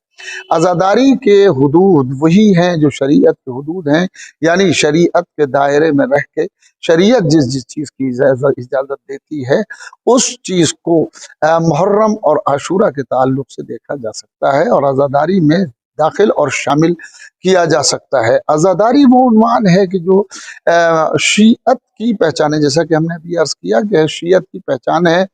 اس میں ذاکرین بھی ہیں، اس میں سوسخان حضرات بھی ہیں، اس میں پیشخان حضرات بھی ہیں، ان میں نوحہ خان حضرات بھی ہیں، سب کے سب آتے ہیں اور امام حسین علیہ السلام کو اپنی بساط پر خراج عقیدت پیش کرتے ہیں، اور اس میں وہی زیادہ کامیاب ہے کہ جو عزاداری میں مخلص ہے۔ دو طرح کے لوگ پائے جاتے ہیں، کچھ وہ لوگ ہوتے ہیں کہ جن کے یہاں عزاداری کے ساتھ ساتھ اپنی پہچان اور اپنی شخصیت کے تعلق سے بھی یہ خیال ہوتا ہے، اور دوسرا خیال ہوتا ہے کہ ہماری شخصیت کوئی معنی نہیں رکھتی، کوئی حیثیت نہیں رکھتی، بلکہ عزاداری کی اہمیت ہے۔ اگر یہ سوچ کر کے عزاداری کو برپا کیا جائے یا جو خدمت آپ کے سپرد کی گئی ہے وہ خدمت کی جائے تو یہ خدمت انسان کو وقار بھی عطا کرتی ہے اور عزت و آبرو بھی عطا کرتی ہے۔ عزاداری کے تعلق سے امام علیہ السلام کے فرامین ہیں، معصومین علیہ السلام کے فرامین ہیں کہ جس نے بھی عزاداری برپا کی یا جو رویا اور یا اس نے رلایا ہے مومنین کو، یا عزاداروں کی خدمت کی ہے، یا کسی ایک مجلس میں بیٹھا ہے، تو پیغمبر کا فرمان یہ ہے کہ اس نے گویا عرش الہی پر میری علی بن ابی طالب کے ساتھ 40 مرتبہ زیارت کی۔ یعنی ایک شخص رویا یا رلایا یا کسی مجلس میں بیٹھا یا اس نے عزاداروں کی خدمت کی، تو پیغمبر نے فرمایا ہے کہ ایک چیز پر، یعنی رونے پر یا رلانے پر یا مجلس میں حاضری دینے پر یا عزاداروں کی خدمت پر اگر ایک کام بھی اس نے کیا ہے تو گویا اس نے 40 مرتبہ عرش الہی پر حضرت علی بن ابی طالب کے ساتھ پیغمبر اسلام صلی اللہ علیہ وآلہ وسلم کی زیارت کی۔ لیکن اگر ایک ہی آدمی یہ کئی کام انجام دے، یعنی وہ روئے بھی اور رلائے بھی، مجلس میں بیٹھے بھی اور عزاداروں کی خدمت بھی کرے، تو ایک کام نہیں کیا ہے، ایک وقت میں کئی کام انجام دیے ہیں۔ اس کے ثواب کا احصا کرنا، احاطہ کرنا آسان نہیں ہے، اور یہ بڑا مشکل کام ہوگا۔ لہٰذا عزاداری کو یہ سوچ کر کے انجام دیا جائے کہ ہم عزاداری جو کر رہے ہیں یہاں ہم تنہا عزادار نہیں ہیں، بلکہ کچھ وہ افراد بھی ہیں، وہ شخصیات بھی شامل ہیں ہمارے ساتھ عزاداری میں کہ جو ہمیں نظر تو نہیں آ رہی ہیں، مگر امام حسین علیہ السلام کے پرسے کا حق، امام حسین علیہ السلام کے پرسے کا حق ہم سے زیادہ ان کو ہے، وہ لوگ بھی یہاں پر موجود ہیں۔ اگر یہ تصور ہمارے یہاں عام ہو جائے کہ ہم تنہا عزادار نہیں ہیں بلکہ کچھ اور بھی لوگ ہیں جو عزادار ہیں، غیر مرئی ہیں، ہمیں نظر نہیں آ رہے ہیں مگر وہ عزاداری میں شامل ہیں ہمارے ساتھ، تو جو فرش عزا پر کوئی بےہودگی کا تصور اگر کہیں سے آ جائے تو وہ خود بخود ختم ہو جائے گا اور ذہن سے مٹ جائے گا، اس لیے کہ عزاداری بہت اہم چیز ہے، اور عزاداری ہم ہی تنہا نہیں کرتے بلکہ عزاداری میں بہت سے لوگ شریک ہیں، اور بہت سے ایسے لوگ شریک ہیں کہ جو ہمیں نظر نہیں آتے۔ عزاداری کا کہ ایک ایک چیز، سبیل امام حسین السلام کا لگانا، علم مبارک کا برآمد کرنا، زری کا بنانا، فرش عزا کا بچھانا، عزاداروں کی خدمت کرنا، عزاداروں کا خیال رکھنا، یہ سب عزاداری کے حصے ہیں۔ ہمیں ان سب چیزوں کا خیال رکھنا چاہیے، اور سب سے بڑا پیغام یہی ہے کہ عزاداروں میں کسی بھی طرح کا اختلاف نہ ہونے پائے، بلکہ عزاداری کو ایک دوسرے کے ساتھ، ہمکاری کے ساتھ، میل محبت کے ساتھ عزاداری کو منایا جائے اور عزاداری کی جائے۔ عزاداری اہل بیت علیہ السلام کی وراثت ہے، ہر امام نے عزاداری کی ہے۔ واقع کربلا کے بعد جتنے بھی امام آئے ہیں، اماموں نے عزاداری برپا کی ہے اور اماموں نے عزاداری میں حصہ لیا ہے۔ ایک واقعہ جو ملتا ہے کہ امام علیہ السلام فرش عزا پہ تشریف رکھتے ہیں، آنے والا شاعر ہے جو آیا ہے اور امام علیہ السلام کے گھر میں بیٹھے ہوئے ہیں، عاشور کا دن ہے، وہ کہتا ہے کہ میں نے دیکھا امام کی آنکھوں میں آنسو ہیں، امام گریہ کر رہے ہیں اور امام رو رہے ہیں، امام کو گریہ کرتے ہوئے میں نے دیکھا۔ کچھ دیر کے بعد امام نے پردہ کھینچا اور پردے کھینچ کر کے مخدرات عصمت و طہارت کو بٹھایا اور مجھ سے کہا، مجھے حکم دیا کہ تم ہمارے جد کا مرثیہ پڑھو، اور میں نے مرثیہ پڑھا اور بے تحاشا گریہ ہوا۔ مجلس کا اور عزاداری کا جزو اعظم گریہ ہے، اور یہی وہ گریہ ہے جس کے لیے فاطمہ زہرا سلام اللہ علیہا نے فرمایا تھا کہ میرے لال پر روئے گا کون۔ پھر آخر میں بس دو باتیں، پہلی بات تو یہ ہے کہ گریہ منظور نظر فاطمہ زہرا ہے، گریہ فاطمہ زہرا سلام اللہ علیہا کی چاہت ہے، لہذا جتنا ہو سکے غم سید الشہداء میں رویا جائے، عزاداری کی خدمت کی جائے، عزاداروں کو بلایا جائے، عزاداروں سے محبت کی جائے اور عزاداروں سے اتحاد کیا جائے۔ عزاداروں کا آپس میں اتحاد اور متحد رہنا بے حد ضروری ہے، یہی شیعت کے لیے ضروری ہے اور یہی عزاداری کے لیے ضروری ہے۔ یہ اہم ترین پیغام اور وہ آخری اور پہلا پیغام یہی ہے کہ شیعی دنیا کو تحفظ عزا کے لیے اور مقصد عزا کے لیے ایک جگہ متحد ہو جانا چاہیے۔ ربنا تقبل منا انک انت السمیع العلیم۔ السلام علیکم ورحمۃ اللہ وبرکاتہ۔ حضرات گرامی، اہل بیت کونسل انڈیا کے زیر اہتمام پیغام عاشورہ ویبینار آپ ملاحظہ کر رہے ہیں۔ اب میں اپنے محترم مہمان جو تنزانیہ ساؤتھ افریقہ سے ہمارے ساتھ جڑے ہوئے ہیں، حجت الاسلام والمسلمین عالی جناب مولانا عدیل رضا عبدی صاحب سے گزارش کر رہا ہوں کہ وہ ناظرین کو اپنے بیان سے مستفیض فرمائیں۔ اعوذ باللہ من الشیطان الرجیم، بسم اللہ الرحمن الرحیم، الحمد للہ رب العالمین، ثم الصلاة والسلام علی سید الانبیاء والمرسلین سیدنا و مولانا بالقاسم محمد وعلی اہل بیتہ الطیبین الطاہرین المظلومین المعصومین المیامین ولعنۃ اللہ علی اعدائہم اجمعین۔ اما بعد فقد قال الحکیم فی کتابہ الکریم وقولہ الحق، بسم اللہ الرحمن الرحیم، هو الذي أرسل رسوله بالهدى ودين الحق ليظهره على الدين كله ولو كره الكافرون۔ ناظرین و ناظرات محترم، السلام علیکم ورحمۃ اللہ وبرکاتہ۔ اللہ تبارک و تعالیٰ کی بارگاہ میں صد شکر کہ اس نے ایک بار پھر ہمیں ہماری زندگی میں موقع عطا کیا کہ ہم ماہ عزا، ماہ محرم الحرام کو درک کر سکیں اور محمد و آل محمد کے غم میں شریک ہو سکیں اور جو عزاداری کا حق ہے اس کو ادا کرنے کی کوشش کریں۔ عزاداری کے سلسلے میں اور اس سال ماہ محرم کے سلسلے میں دو باتیں آپ کی خدمت میں پیش کرنا چاہتا ہوں۔ پہلی بات یہ کہ اکثر ہمارے ذہنوں میں یہ سوال آتا ہے کہ اور آنا بھی چاہیے کہ جب ہم کربلا کے واقعے کا مطالعہ کرتے ہیں، انقلاب کربلا کو تفسیر اور تحلیل میں لے آتے ہیں، تو ایک سوال ہمارے ذہن میں آتا ہے کہ آخر انقلاب کربلا کیوں آج تک باقی ہے؟ بقائے انقلاب کربلا کا راز کیا ہے؟ اور دوسرا جو نقطہ آپ کی خدمت میں پیش کرنا ہے وہ یہ کہ ہماری اس سال عزاداری کے سلسلے میں ذمہ داری کیا ہے۔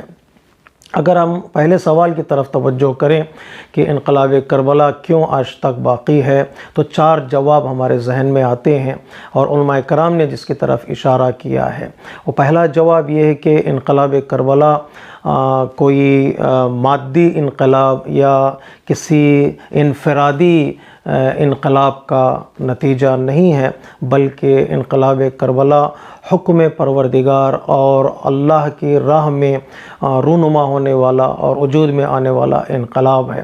اور اللہ تبارک و تعالیٰ نے قرآن مجید میں ایک پرنسپل قائم کیا ہے کہ جو فنڈامنٹل پرنسپل ہے، اور وہ ہر کام کے لیے اور ہر نیک کام کے لیے وہ پرنسپل ضروری ہے کہ ہم اس کی طرف توجہ کریں۔ وہ ہے کہ جو کام بھی اللہ کے لیے کیا جاتا ہے، جو بھی قیام اللہ کے لیے کیا جاتا ہے، جو بھی انقلاب اللہ کے لیے وجود میں لایا جاتا ہے، وہ کام، وہ قیام اور وہ کلام اور وہ انقلاب باقی رہ جاتا ہے۔ اللہ تبارک و تعالیٰ نے قرآن مجید میں اشارہ کیا ہے کہ وَمَا عِندَكُمْ يَنْفَدُ وَمَا عِندَ اللَّهِ باق، جو کچھ تمہارے پاس ہے، تمہارے ہاتھ میں ہے، وہ فنا ہونے والا ہے، اور جو کچھ اللہ کے پاس ہے اور اللہ کے لیے اللہ کی راہ میں کیا جاتا ہے وہ باقی رہنے والا ہے۔ اور انقلاب کربلا کا اگر ہم مطالعہ کریں گے، ابتدائی انقلاب سے لے کر آخری سجدہ امام حسین علیہ السلام تک یہ نقطہ اور یہ فلسفہ ہمارے سامنے آتا ہے کہ امام نے جو بھی کام کیا اور امام نے جس ڈائریکشن میں بھی کام کیا وہ اللہ کے لیے تھا اور اللہ کی راہ میں تھا، اور اللہ کا وعدہ ہے کہ جو اللہ کے لیے کیا جاتا ہے وہ کام، وہ انقلاب باقی رہ جاتا ہے۔ اور جو دوسرا جواب ہے، جو بڑا ہی خوبصورت جواب ہے جس کی طرف ہمارے علماء کرام نے اشارہ کیا ہے، وہ یہ کہ اللہ تبارک و تعالیٰ کا وعدہ ہے قرآن مجید میں کہ جو بھی میرے ذکر کے لیے قیام کرے گا، جو بھی میرے نام کے لیے قیام کرے گا، میں اس کے ذکر کو اور اس کے نام کو باقی رکھوں گا، یا میں اس کا ذاکر بنوں گا۔ جو میرا ذاکر بنے گا میں اس کا ذاکر بنوں گا۔ فَاذْكُرُونِي أَذْكُرْكُمْ، جو میرا ذکر کرو تو میں تمہارا ذکر کروں گا۔ وَاشْكُرُوا لِي، کہ تم میرا شکریہ ادا کرو، میں تمہارا شکریہ ادا کرتا ہوں۔ تم میرے نام کی بقا کے لیے قیام کرو، میں تمہارے نام کی بقا کے لیے قیام کرتا ہوں۔ یہ جو فلسفہ بیان کیا ہے اللہ تبارک و تعالیٰ نے، قرآنی فلسفہ ہے، وہ یہ کہ کاموں کو باقی رکھنے کا اور انقلاب کو باقی رکھنے کا بہترین اصول اور بہترین طریقہ یہ ہے کہ تم اللہ کو یاد کرو، اللہ کے لیے قیام کرو، اللہ کا تذکرہ کرو، اللہ تمہارا نام اور تمہارا کام کو باقی رکھے گا۔ فرق صرف اتنا ہے کہ بندہ لمیٹڈ ہے، محدود ہے، اس کی کیپیسٹی محدود ہے، اس کی ایبیلٹی محدود ہے۔ وہ لمیٹڈ زمانے میں، لمیٹڈ ٹائم میں اللہ تبارک و تعالیٰ کے ذکر کو باقی رکھنے کی کوشش کرتا ہے، اور اللہ تبارک و تعالیٰ انلمیٹڈ ہے، اس کا ان اللہ علی کل شیء قدیر ہے، وہ حی قیوم ہے۔ اب جب وہ باقی رکھنے کے وعدہ کرتا ہے تو اس کا نام دنیا اور آخرت میں باقی رہے گا، زمین اور آسمانوں میں باقی رہے گا، کل اور آج باقی رہے گا۔ تو یہ ہمارا اختیار نہیں ہے کہ ہم کہیں کہ یہ انقلاب کیسے باقی ہے، یہ اللہ کا وعدہ ہے کہ چونکہ انقلاب کربلا اللہ کے ذکر کی بقا کے لیے وجود میں آیا تھا، اللہ تبارک و تعالیٰ کہتا ہے اب میرا کام ہے کہ میں اس ذکر کو باقی رکھتا ہوں۔ تو یہ الہی کام ہے اور ایک ڈیوائن پلان ہے جس کی طرف قرآن مجید نے اشارہ کیا ہے۔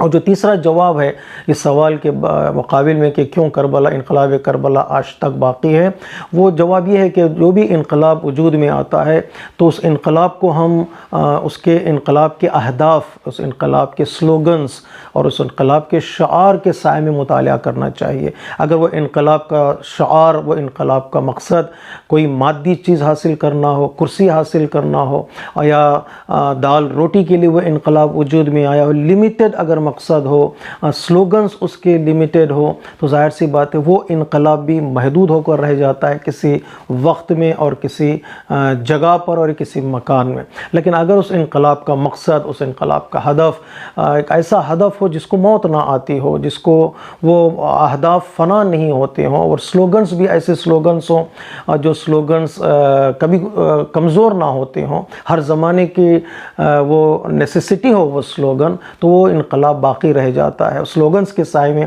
اہداف کے سائے میں۔ اگر ہم انقلاب کربلا کا مطالعہ کریں تو ہم دیکھیں گے کہ امام کا جو نعرہ تھا، امام کا جو سلوگن تھا، وہ امر بالمعروف اور نہی عن منکر کا تھا، وہ حیات بانٹنے کا تھا، وہ زندگی بانٹنے کا تھا، وہ شرافت بانٹنے کا تھا، وہ بزرگی بانٹنے کا تھا۔ ظاہر سی بات ہے یہ وہ چیزیں ہیں، وہ صفات ہیں جیسے حیات، شرافت، عزت، کمال، یہ وہ چیزیں ہیں جن کو کبھی موت نہیں آتی ہے۔ چونکہ وہ سلوگنز کبھی مرتے نہیں ہیں تو لہٰذا یہ انقلاب جو سلوگن دینے والا انقلاب ہے، ان سلوگنز کو حیات دینے والا انقلاب ہے، اس کو بھی کبھی فنا اور موت نہیں آتی ہے۔ اور چوتھا اور آخری جواب آج کے اس کلپ میں ہم یہ دینا چاہتے ہیں، وہ یہ کہ انقلاب کربلا کے بعد انقلاب کربلا کے پیام کو باقی رکھا انقلاب کربلا کے بعد والے لوگوں نے، خصوصی طور پر حضرت زینب سلام اللہ علیہا نے اور حضرت سجاد علیہ السلام نے صبر کے ساتھ اور بڑی ہی بصیرت کے ساتھ، پلاننگ کے ساتھ اس انقلاب کربلا کے میسیج کو انہوں نے اٹھایا، کربلا سے کوفہ لے گئے، کوفے سے شام اور شام سے ساری دنیا کے گوشے گوشے تک اس انقلاب کربلا کے پیغام کو پہنچایا، خصوصی طور پر اپنے خطبوں کے ذریعے سے اور بصیرت کے ذریعے سے، دور اندیشی کے ذریعے سے حضرت زینب سلام اللہ علیہا نے عزاداری کا فرش بچھایا، عزاداری کا فرش بچھا کر انقلاب کربلا کو پھلنے اور پھولنے کا موقع عطا کیا کہ لوگوں نے اس سنت کو، شہزادی کونین کے اور اس سیرت کو اپنایا۔ بعد والے اماموں نے،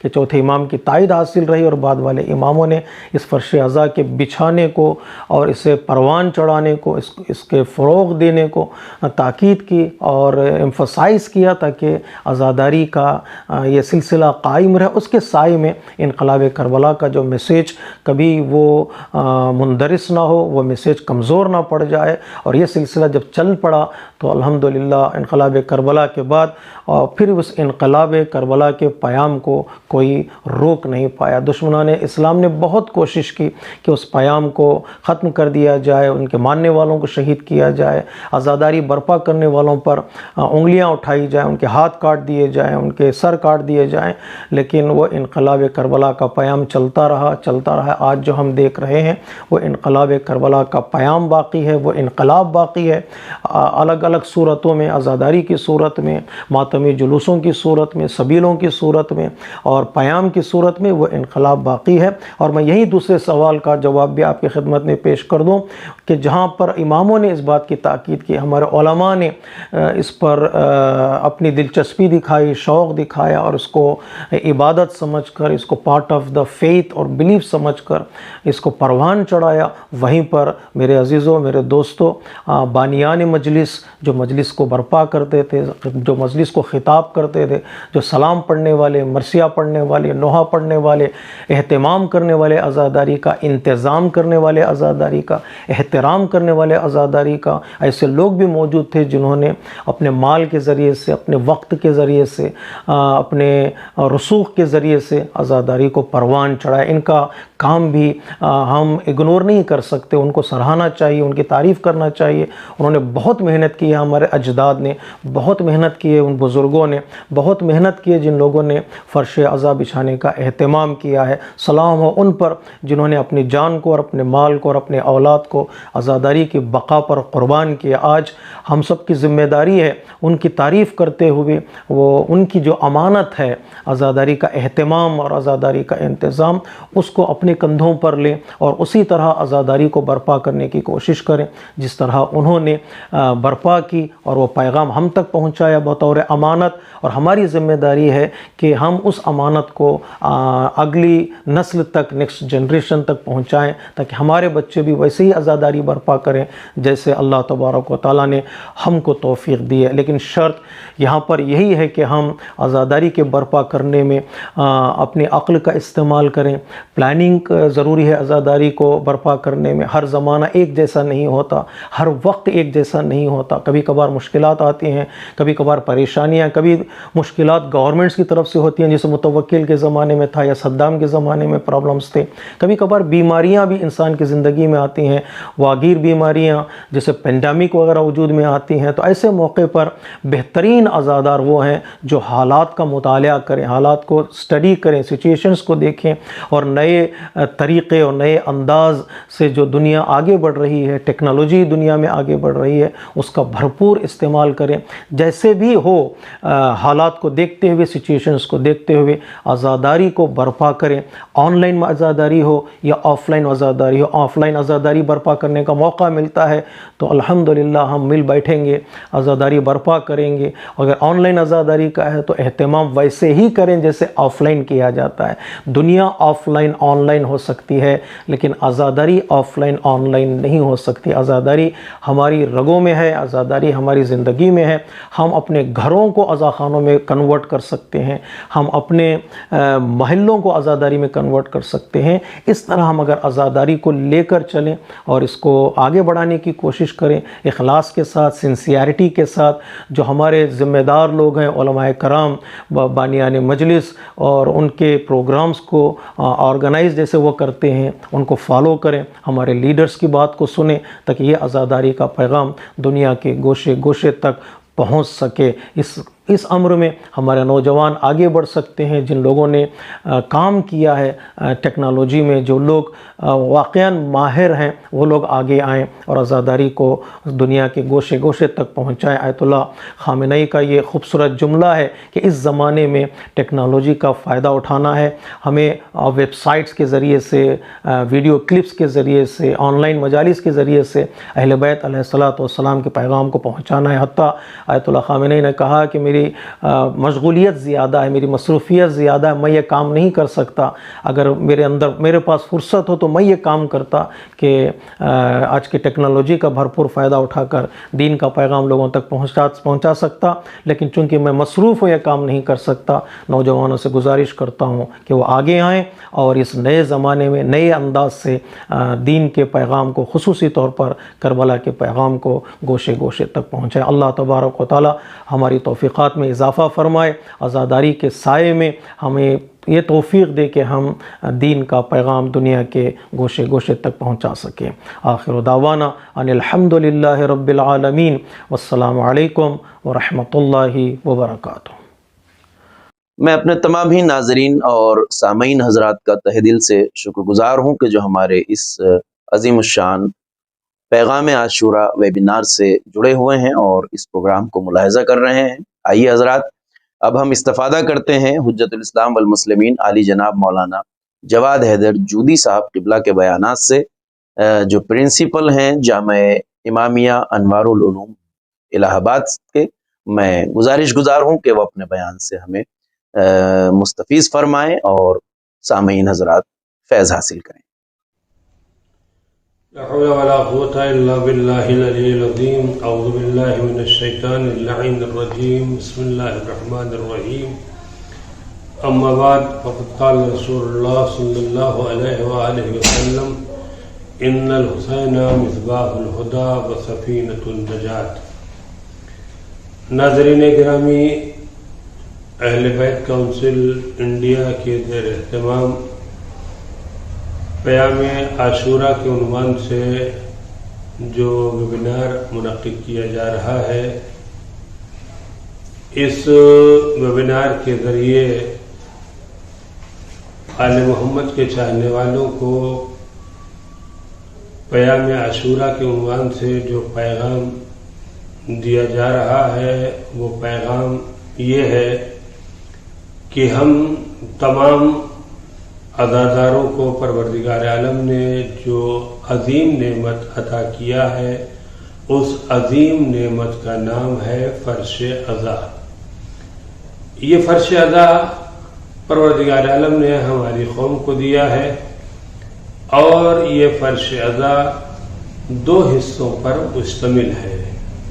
اس فرش عزا کی زینت ایک طرف ذاکرین کرام اور دوسری طرف سامعین گرامی قدر، دونوں کی الگ الگ ذمہ داریاں ہیں، اور یہ ذمہ داریاں ہم سے اور آپ سے اس بات کا مطالبہ کرتی ہیں کہ ہر ذاکر اور ہر سامع اس کی نگاہ سرکار سید الشہداء کے پیغام کی جانب ہونا چاہیے۔ سرکار سید الشہداء نے اتنی عظیم قربانی جو میدان کربلا میں دیا ہے وہ کلمہ لا الہ الا اللہ کی سربلندی کے واسطے، کلمہ حق کی سربلندی کے واسطے، حق کی طاقت کو باطل کے مقابل میں اتنا بلند کر دیا جائے کہ باطل کے اندر دوبارہ کسی حق پرست سے بیعت کا مطالبہ کا جذبہ پیدا نہ ہونے پائے۔ لہذا ہم بعنوان ذاکر ہماری ذمہ داری ہے کہ ہم اپنے سامعین کو اسرار شہادت امام حسین سے باخبر کریں۔ یہ عزاداری نہ کوئی رسم ہے اور نہ کوئی رواج، بلکہ اس عزاداری کے ذریعے سے ہم پیغام سرکار سید الشہداء کو دنیا والوں کے سامنے پیش کرتے ہیں۔ اور سرکار سید الشہداء نے جو پیغام دیا ہے وہ پیغام یہ ہے کہ پیغمبر اسلام نے جو دین اسلام کا پیغام مسلمانوں کے سامنے پیش کیا تھا وہ پیغام دنیا کے تمام انسانوں تک بحسن خوبی پیش کیا جائے۔ اس پیش کرنے میں نہ کسی طریقے کا ظلم، نہ کسی طریقے کی تعدی، نہ کسی طریقے کا فساد، نہ کسی قسم کا تنازع پیدا ہونے پائے۔ جس طریقے سے سرکار سید الشہداء نے اپنے حق کے پیغام کو اس زمانے کے مسلمانوں کے سامنے پیش کیا تھا، ہماری بھی ذمہ داری ہے کہ ہم سرکار سید الشہداء کے پیغام کو امت اسلامیہ اور عمومی طور پر تمام عالم بشریت کے سامنے پیش کریں۔ یہ دین اسلام کا سب سے بڑا امتیاز ہے کہ دین اسلام کا پیغام پروردگار عالم نے پیغمبر اسلام کے حوالے کیا اور پیغمبر اسلام نے امت اسلامیہ کے حوالے اور امت بشریت کے حوالے کیا۔ لہذا ہماری بھی ذمہ داری ہے کہ ہم منبر پر جانے کے بعد پیغام سرکار سید الشہداء کو عالم اسلام اور بالعموم عالم بشریت کے سامنے پیش کریں، اور اس دور حاضر میں جو عالم تشیع کی تصویر دنیا کے صاحبان دولت اور صاحبان اقتدار غلط طریقے سے پیش کر رہے ہیں، ہم اپنے اخلاق اور اپنے کردار اور اپنی زبان اور اپنی سیرت کے ذریعے سے سرکار سید الشہداء کے پیغام کو دنیا والوں تک پہنچائیں۔ ہمارا پیغام امام حسین علیہ السلام نے جب مدینہ چھوڑا تھا تو امام نے فرمایا تھا میں نہ حکومت کے واسطے جا رہا ہوں، نہ تخت و تاج کے واسطے جا رہا ہوں، نہ ظلم و تعدی کے واسطے جا رہا ہوں، میں اپنے نانا کی امت کی اصلاح کے واسطے جا رہا ہوں۔ اور جب کبھی بھی اصلاح کا موضوع منظر عام پر آتا ہے تو ایک مصلح کی ذمہ داری ہے کہ پیغام کو زبان نرم کے ذریعے سے لوگوں تک پہنچایا جائے۔ پروردگار عالم نے ہر انسانوں کے پہلو میں دل رکھا ہے، اور دل کی ذمہ داری یہ ہے کہ ہر اچھی بات کو قبول کرتا ہے۔ ہمیں اس بات کا فخر ہے کہ ہمارے انبیاء، ہمارے مرسلین، ہمارے ائمہ یہ حق کے نمائندے ہیں، اور جب حق کے نمائندوں کا پیغام دنیا والوں تک صحیح لب و لہجے میں پیش کیا جائے گا تو انشاءاللہ ہمارا پیغام لوگوں تک پہنچے گا، اس میں اثر ہوگا، اور دھیرے دھیرے آہستہ آہستہ لوگ دائرہ اسلام کی جانب گرویدہ ہوتے چلے جائیں گے۔ امام حسین نے روز عاشورہ تنہا جناب حر کے واسطے اپنا دروازہ نہیں کھولا تھا، گویا امام حسین نے جناب حر کے واسطے دروازہ کھول کر کے رہتی دنیا تک کے مسلمانوں کے سامنے راستہ کھول دیا۔ در حسین کھلا ہے، جسے آنا ہو آئے اور جسے نہ آنا ہو نہ آئے۔ ہم حق کا پیغام دنیا والوں تک دیتے رہیں گے۔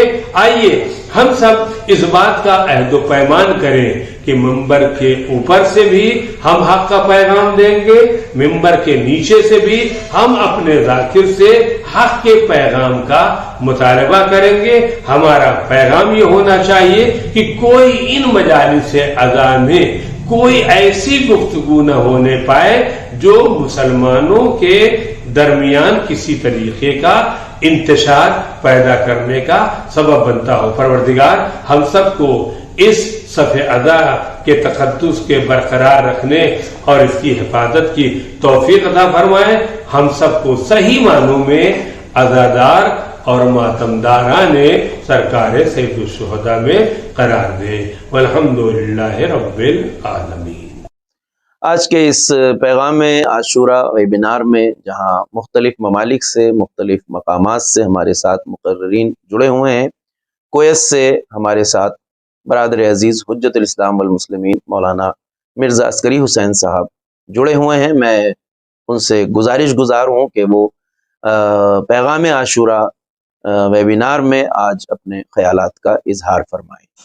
اعوذ باللہ من الشیطان الرجیم، بسم اللہ الرحمن الرحیم، الحمد للہ والصلاة علی اہلہ، اما بعد، السلام علیکم ورحمۃ اللہ وبرکاتہ۔ قال مولانا الامام الحسین علیہ الصلاة والسلام: اريد ان امر بالمعروف وانهى عن المنکر، صدق مولانا الامام الحسین والائمۃ الطاہرون، اللہم صل علی محمد وآل محمد وعجل فرجہم۔ ماہ محرم کا قدوم اور اس کی آمد تمام اہل عالم کے مومنین کے لیے ایک خاص موقع، ایک خاص فرصت، ایک خاص توفیق لے کر آتی ہے کہ جس طرح بہار کے موسم میں مرجھائے درخت اور سوکھی ٹہنیاں درختوں کی پھر سے ہری بھری ہو جاتی ہیں، اسی طرح ماہ محرم جیسے ہی آتا ہے تو امام حسین علیہ السلام کے عاشقوں، ان کے چاہنے والوں کے دلوں میں معنویت کی کلیاں پھر سے کھلنے لگتی ہیں، ایک روحانیت پھر سے بیدار ہو جاتی ہے، ایک خدا تک پہنچنے کا موقع پھر سے فراہم ہو جاتا ہے۔ ماہ مبارک رمضان میں جو اللہ اور اس کے بندے کے درمیان رابطہ قوی ہوتا ہے، اس رابطے کو مضبوط، مستحکم اور قوی بنانے کا ایک بہترین موقع ہے ماہ عزا، کہ جہاں انسان اس ماہ کی 2 مہینے 8 دن کی مسلسل عبادتوں کے ذریعے اپنے اور اپنے خدا، اپنے اور اپنے امام کے درمیان کے رابطے کو قوی کرتا ہے۔ لہٰذا اللہ کی بارگاہ میں دعا ہے، ہمیشہ دعا ہے کہ خدایا اس توفیق کو کبھی بھی ہم سے سلب نہ کرنا، یہ نعمت کبھی بھی ہم سے نہ چھوٹے۔ اس ماہ میں بہنے والے قطرے آنسو ہزارہا گناہ کو ہمارے معاف کروا سکتے ہیں۔ ہمارے اور تیرے درمیان، ہمارے اور اہل بیت کے درمیان جو فاصلے ہیں وہ ان آنسوؤں کے ذریعے دور ہو سکتے ہیں۔ یہ آنسو ہمارے لیے اس گویا براق کا کام کرتے ہیں کہ جو ہمارے لیے معنویت کے ہزاروں اور کوسوں میل دور کے سفر کو چند لمحوں میں، گویا ایک رات میں، ایک شب میں، ایک ساعت میں، ایک مجلس میں بیٹھ کے طے کروا سکتے ہیں۔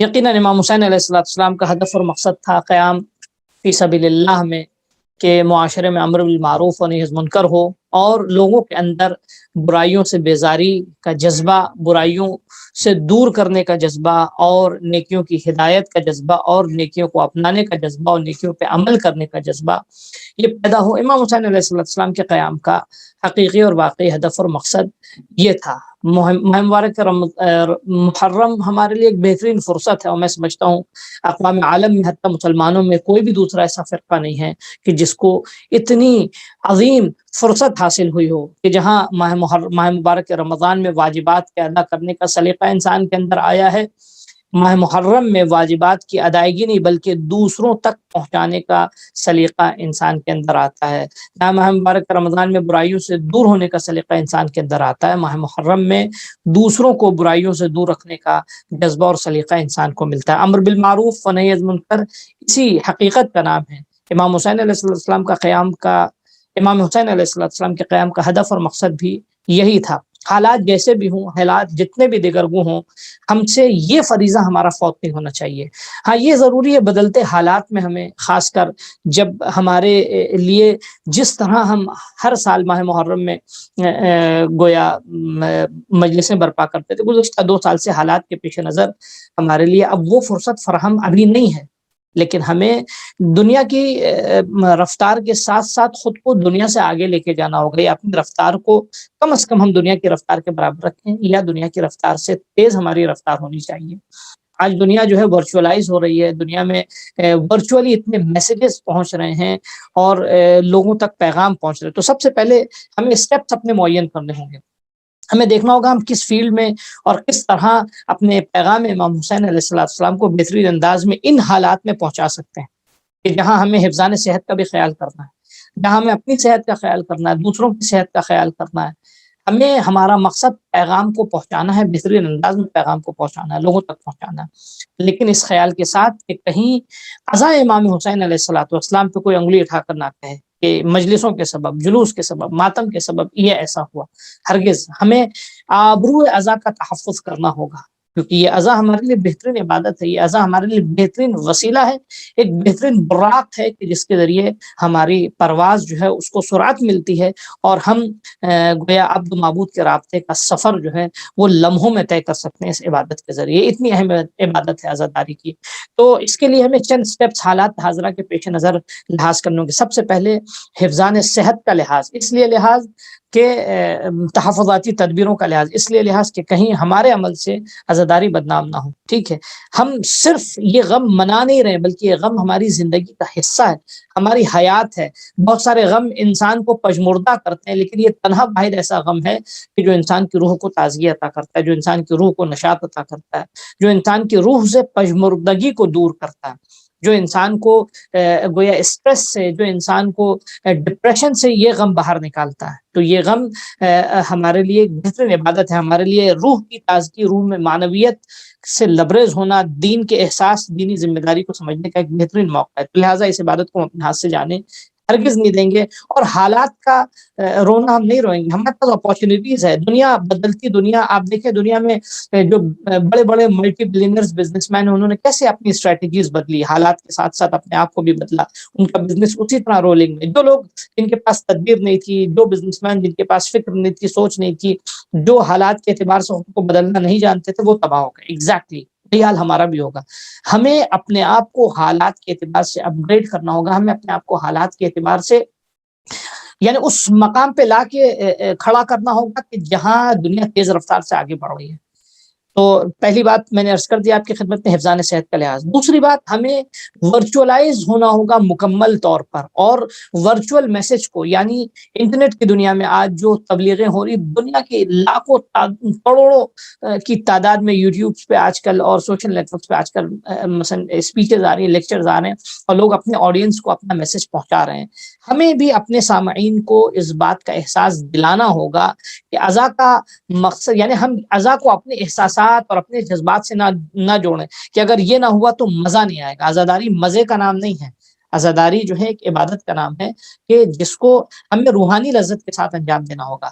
پرسنل اور ذاتی لذتوں کو، کہ مجلس ایسے مجلس سنتے ہیں تو مزہ نہیں آتا نا، اگر ہم مجبور ہیں کہیں فزیکلی جو ہے وہ ہم جمع نہیں ہو سکتے ہیں، تو ہم اس عبادت کو، جس طرح نماز کا ٹائم معین، جس طرح نماز کے لیے ہم اپنی زندگی میں وقت رکھتے ہیں، اسی طرح ہم کو کم از کم اپنی تمام مصروفیات کے پیش نظر، جس طرح حسینیہ امام بارگاہوں میں جا کے ہم مجلس اٹینڈ کرتے تھے، اپنے گھر میں ہم بیٹھ کر اسی وقت ورچوئل جو مجلسیں ہو رہی کسی ایک دو مجلس کو کم از کم ہر روز سنیں، غور سے سنیں، اس کا میسج حاصل کریں، اور لذت کے لیے نہیں بلکہ اپنی تربیت کے لیے، اپنی روحانی اصلاح کے لیے، اپنی روح کو سائیکل کرنے کے لیے۔ تو ایک ورچوئلی یہ۔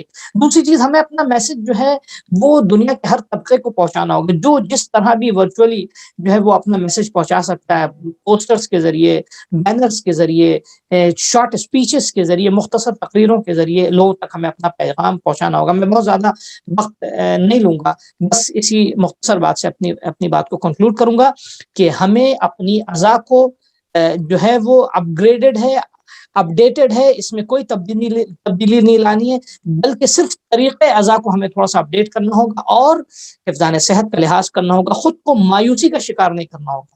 ہمیں مثال لینی ہوگی ان بڑے تاجروں سے کہ جنہوں نے بدلتی دنیا کے ساتھ اپنے نہج کو، تجارتی نہج کو بدلا، اور آج وہ جوپرڈائز نہیں ہوئے، آج جو ہے وہ ان کی تجارت تباہ نہیں ہوئی۔ ہمیں بھی بدلتی دنیا کے ساتھ ساتھ اس رفتار کی ساتھ اپنے آپ کو آگے بڑھانا ہوگا تاکہ ہم بھی بہترین انداز میں ماہ اعضاء کے پیغام کو لوگوں تک پہنچا سکیں، ماہ اعضاء سے خود بھی مستفیض ہو سکیں، دوسروں کو بہرامند کر سکیں، جس سے خدا بھی راضی ہو، رسول بھی راضی ہوں، اہل بیت بھی راضی ہوں، اور شہزادی زہرا بھی ہمارے حق میں دعائیں کر سکیں۔ والسلام علیکم ورحمۃ اللہ وبرکاتہ۔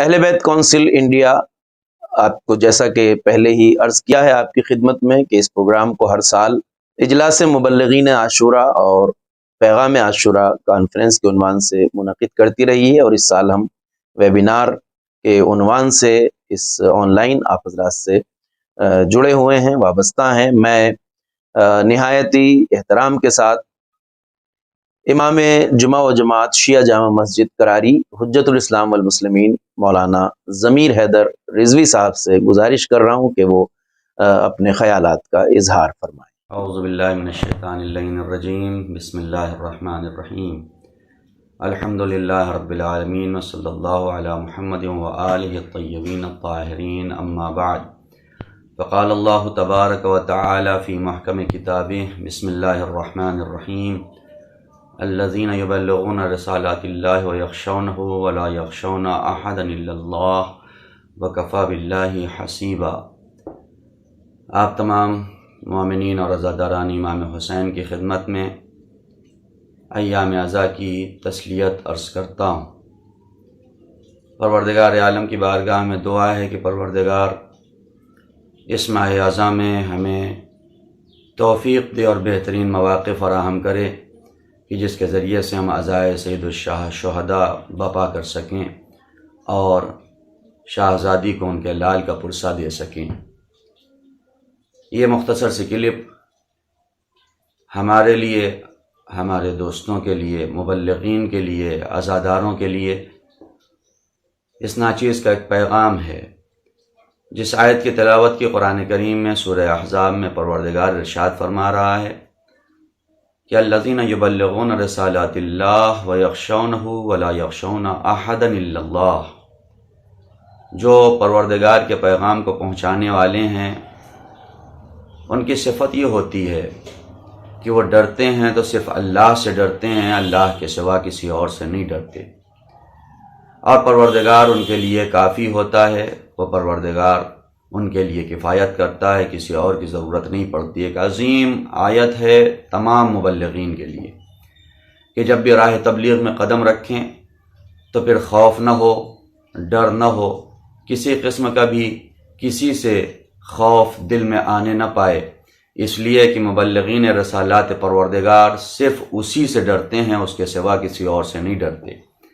روایتوں میں ہے کہ مبلغ جس راہ میں قدم آگے بڑھاتا ہے، جس ہدف کے لیے قدم آگے بڑھاتا ہے، اسے وہ ہدف مل جاتا ہے۔ اگر اس نے پیسے چاہے ہیں صرف اور صرف تو اسے پیسے مل جائیں گے، اگر اس نے کوئی اور چیز تمنا کی ہے، کسی اور شے کی تمنا کی ہے، اسے وہ بھی مل جائے گی۔ لیکن اگر حسن نیت کے ساتھ اس نے ہجرت کی ہے، پروردگار کی راہ میں قدم آگے بڑھایا ہے، پھر پروردگار اس کے لیے کافی۔ مبلغین کے لیے پہلی بڑی شے ہے ہجرت، اور ہجرت سے خوف نہ کھانا۔ اسے جہاں بھی موقع فراہم ہو، جس جگہ بھی موقع ملے، چاہے ماہ محرم ہو، ماہ مبارک رمضان ہو، یا سال کے دوسرے ایام ہوں، ہجرت ہی کے نتیجے میں تبلیغ ہوتی، ہجرت ہی کے نتیجے میں کمال ملتا ہے۔ جناب ابراہیم کو حکم ہوا اپنے بیوی بچے کو لے کے جاؤ، وادی غیر ذی زرع میں چھوڑ کر آؤ۔ جناب ابراہیم نے دعا کی، پروردگار میں نے اپنی زوجہ کو، اپنے بچے کو اس وادی غیر ذی زرع جہاں کچھ دانہ نہیں اگ سکتا وہاں چھوڑ رہا ہوں پروردگار، اے پروردگار تیرے بھروسے چھوڑا ہے۔ پروردگار نے کہا اگر میرے بھروسے چھوڑا ہے، تم نے ہجرت کی ہے ابراہیم، جس جگہ دانہ نہیں اگ سکتا تھا، جہاں آج ترقی یافتہ دور میں بھی کوئی مشینیں پانی نہیں نکال سکتی، وہاں ایک چھوٹے سے بچے کی ایڑیوں سے بھی ہم پانی نکال دیں گے، اس لیے کہ تم ہماری راہ میں آئے ہو۔ ہجرت کے نتیجے میں پروردگار نے سارے دنیا کے مسلمانوں کے دلوں کو متوجہ کر دیا خانہ کعبہ کی طرف اور مکے کی طرف، اور وہ زمین آباد ترین زمین ہو گئی۔ یہ ہجرت ہی تھی جس کے نتیجے میں جناب موسیٰ نبوت کے عظیم درجے پر پہنچے، فائز ہوئے۔ ویسے تو ہمارے یہاں عقیدہ ہے کہ نبی ولادت سے نبی ہوتا ہے، لیکن مبعوث برسالت ہوئے، یہی ہجرت کا نتیجہ تھا۔ آگ لینے کے لیے گئے تھے، وہاں مبعوث برسالت ہو گئے۔ یہ ہجرت کا نتیجہ ہی تھا کہ جس کے نتیجے میں پیغمبر اسلام جب مکے سے مدینے آئے تو جہاں مسلمان تنگ دستی کا شکار تھے، پریشانیوں کا شکار تھے، لیکن اس ہجرت نے اتنی برکت عطا کی کہ مسلمان پھر آخری حج تک 1.25 لاکھ حاجیوں میں تبدیل ہو گئے۔ یہ ہجرت کا کمال تھا جو امام حسین کی ہجرت مدینہ سے کربلا کی طرف تھی، کہ اسلام اس ہجرت سے پہلے پریشان تھا، اسلام مصائب میں گرفتار تھا، لیکن ایک ہجرت جو کربلا کی طرف ہوئی وہ عظیم ترین ہجرت تھی جس نے اسلام کو بچا لیا، جس نے جناب آدم سے لے کے پیغمبر اسلام تک کی تمام محنتوں کو بچایا ہے۔ اور اسی لیے حسین کو کہتے ہیں وارث آدم، وارث نوح، وارث انبیاء علیہم السلام۔ کیوں؟ اس لیے کہ یہ اتنی مقدس ہجرت تھی جس نے ساری ہجرتوں کو بچایا، ساری محنتوں کو بچایا۔ ویسے ہی مبلغین عزاداری، مبلغین عزا امام حسین، وہ بھی جب بھی موقع ملے، جہاں کے لیے بھی موقع ملے، حسین کے لیے راہ میں نکلیں۔ اگر امام حسین کے لیے ہم نکلیں گے تو حسن نیت کے ساتھ ساتھ پھر پروردگار لوگوں کے دلوں کو ہماری طرف متوجہ کر دے گا۔ وادی غیر ذی زرع سے بھی جو دانے نکالنا جانتا ہے، جو برکت دینا جانتا ہے، اسے پروردگار کہتے ہیں۔ عزاداری امام حسین کیوں؟ کس لیے؟ اس لیے کہ وہ ہجرت عظیم ہجرت تھی، اس نے اسلام کو بچایا، اس نے انسانیت کو بچایا۔ لیکن اگر ہم مبلغین عزا امام حسین ہیں تو ہمارے لیے ضروری ہے کہ ہمارا طریقہ بھی وہی ہو جو امام حسین کا طریقہ تھا۔ امام حسین کا طریقہ، امام حسین کی روش، جب مکے سے نکل رہے ہیں، جب مدینے سے نکل رہے ہیں، تو مکے کے بارے میں ہے عبداللہ ابن عمر، عبداللہ ابن زبیر، عبداللہ ابن عباس، یہ سارے لوگ آئے، مولا نہ جائیے، کہاں جا رہے ہیں مولا؟ آپ کے لیے خطرہ ہوگا، آپ کوفے کی طرف جائیں گے، عراق کی طرف جائیں گے۔ میں نے روایت سنی ہے پیغمبر اسلام نے کہا جب حسین عراق کی طرف جائیں تو سارے لوگ ان کے ساتھ ہو جاؤ، حسین شہادت کا جام نوش کرنے جا رہے، مولا نہ جائیے۔ لیکن حسین نے بتایا کہ جب امام وقت ہجرت کرتا ہے تو اس کے ساتھ چلا جاتا ہے، اس پہ اعتراض نہیں کیا جاتا۔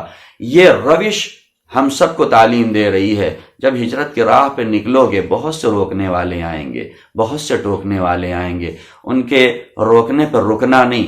تم نے پروردگار کے لیے اپنے قدم آگے بڑھائے ہیں، ہم نے پروردگار کے لیے اپنے قدم آگے بڑھائے ہیں، اللہ کے لیے نکلو، پروردگار کامیابی عطا کرے گا۔ یہ مبلغین کے لیے ضروری ہے کہ اس ہجرت کے مفہوم کو سمجھیں۔ مبلغین کے لیے ضروری ہے کہ جب جائیں تبلیغ کریں تو کسی بھی تبلیغ میں کبھی بھی کسی انفرادی انسان کے اوپر سوال کھڑے نہ کیے جائیں۔ ممبر سے بھی اگر ہم سوال کرنا چاہتے ہیں، کسی فرد سے سوال کرنا مناسب نہیں رہتا کہ بھائی ہاں تم بتاؤ یہ کیسا مسئلہ ہے، یہ کیا بات ہے۔ ہو سکتا ہے اس کے ذہن میں نہ ہو سکتا ہے اسے معلوم نہ ہو، درمیان مجلس میں اسے اپنی بے عزتی محسوس ہوگی۔ اگر ممبر سے سوال بھی کرنا ہے، عمومی سوال کرے، ہاں یہ بتائیے آپ میں کس کو معلوم ہے یہ، ہاں یہ بتائیے، جس کو معلوم ہو وہ بتائے، وہ ہاتھ اٹھائے۔ یہ ایسے سوال ہو سکتے ہیں۔ یہ روش تبلیغ ہے، یہ روش عزا امام حسین ہے کہ کیسے ہمیں اس راستے پر آگے بڑھنا ہے، کیسے امام حسین کی عزا کے پیغام کو دنیا تک پہنچانا ہے۔ یہ طریقہ امام حسین کا طریقہ ہے۔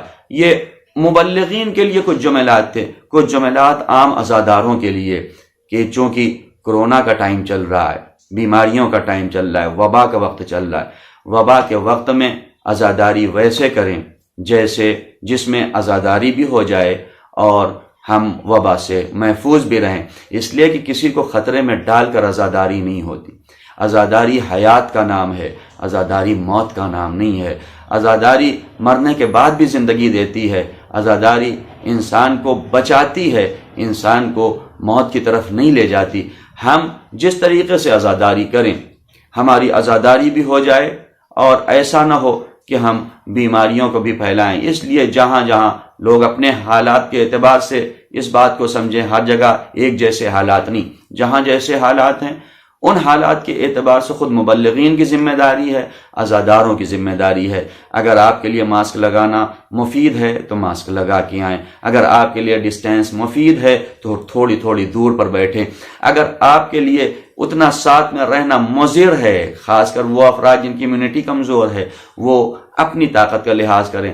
عزا میں امام حسین کبھی بھی مجمع نہیں دیکھتے، امام حسین خلوص دیکھتے ہیں۔ ایک عالم دین کی روایت ہے، مجھے یاد نہیں ہے وہ کون سے عالم دین ہے، لیکن وہ بیان کرتے ہیں، ان کے شاگرد نے بیان کیا کہ میں نے ان کے مرنے کے بعد انہیں خواب میں دیکھا، میں نے کہا آپ تو ذاکر امام حسین تھے، خطیب امام حسین تھے، آپ کو تو بڑا صلہ ملا ہوگا۔ تو انہوں نے کہا ہاں صلہ تو ملا ہے، لیکن سب سے عظیم صلہ ایک خاص مجلس کا تھا۔ ایک بار میں ایک جگہ عشرہ پڑھ رہا تھا، عشرہ پڑھ کے باہر نکلے، خاتون کھڑی ہوئی تھی، انہوں نے کہا اے آغا آپ بہت بڑے ذاکر ہیں، آپ بہت بڑے ذاکر ہیں، غالباً مرحوم کافی کی یہ داستان ہے، آپ بہت بڑے ذاکر ہیں، میرے گھر میں مجلس کہاں پڑھیں گے، لیکن میں چاہتی یہ ہوں، میری تمنا ہے آپ میرے گھر میں مجلس پڑھیں، لیکن ایک بات ہے میرے گھر میں آپ کو مجمع نہیں ملے گا، میرے گھر میں مختصر افراد ہیں۔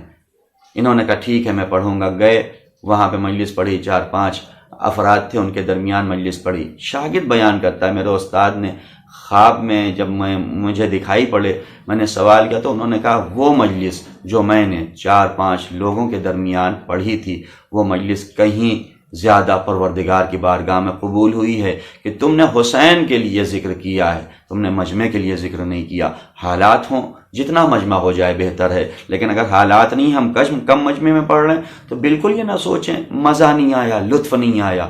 وہ لطف جو تسلیت عرض کرنے میں ہے وہ الگ لطف ہے، وہ لطف ہے جو شب عاشور جناب زہیر جس کو بیان کر رہے تھے، جناب حبیب جسے بیان کر رہے تھے، یہ عزاداروں کے لیے ضروری ہے۔ ایک آخری پیغام عزاداروں کو یہ بھی دینا ہے، کبھی بھی عزاداری میں اختلاف نہ کریں، لڑائی نہ کریں، جھگڑا نہ کریں۔ ہمارے یہاں چھوٹی چھوٹی سی باتوں پہ جھگڑے ہوتے ہیں، کتنی جگہوں پہ تو ایسا سننے میں آیا ہمارا پرچم جا رہا ہے، کسی کا بارجہ آ گیا تو ہم بارجہ توڑ دیں گے لیکن پرچم جھکے گا نہیں، ہمارے تعزیے جھکیں گے نہیں، ہم درخت کاٹ دیں گے، ہمارے تعزیے جھکیں گے نہیں۔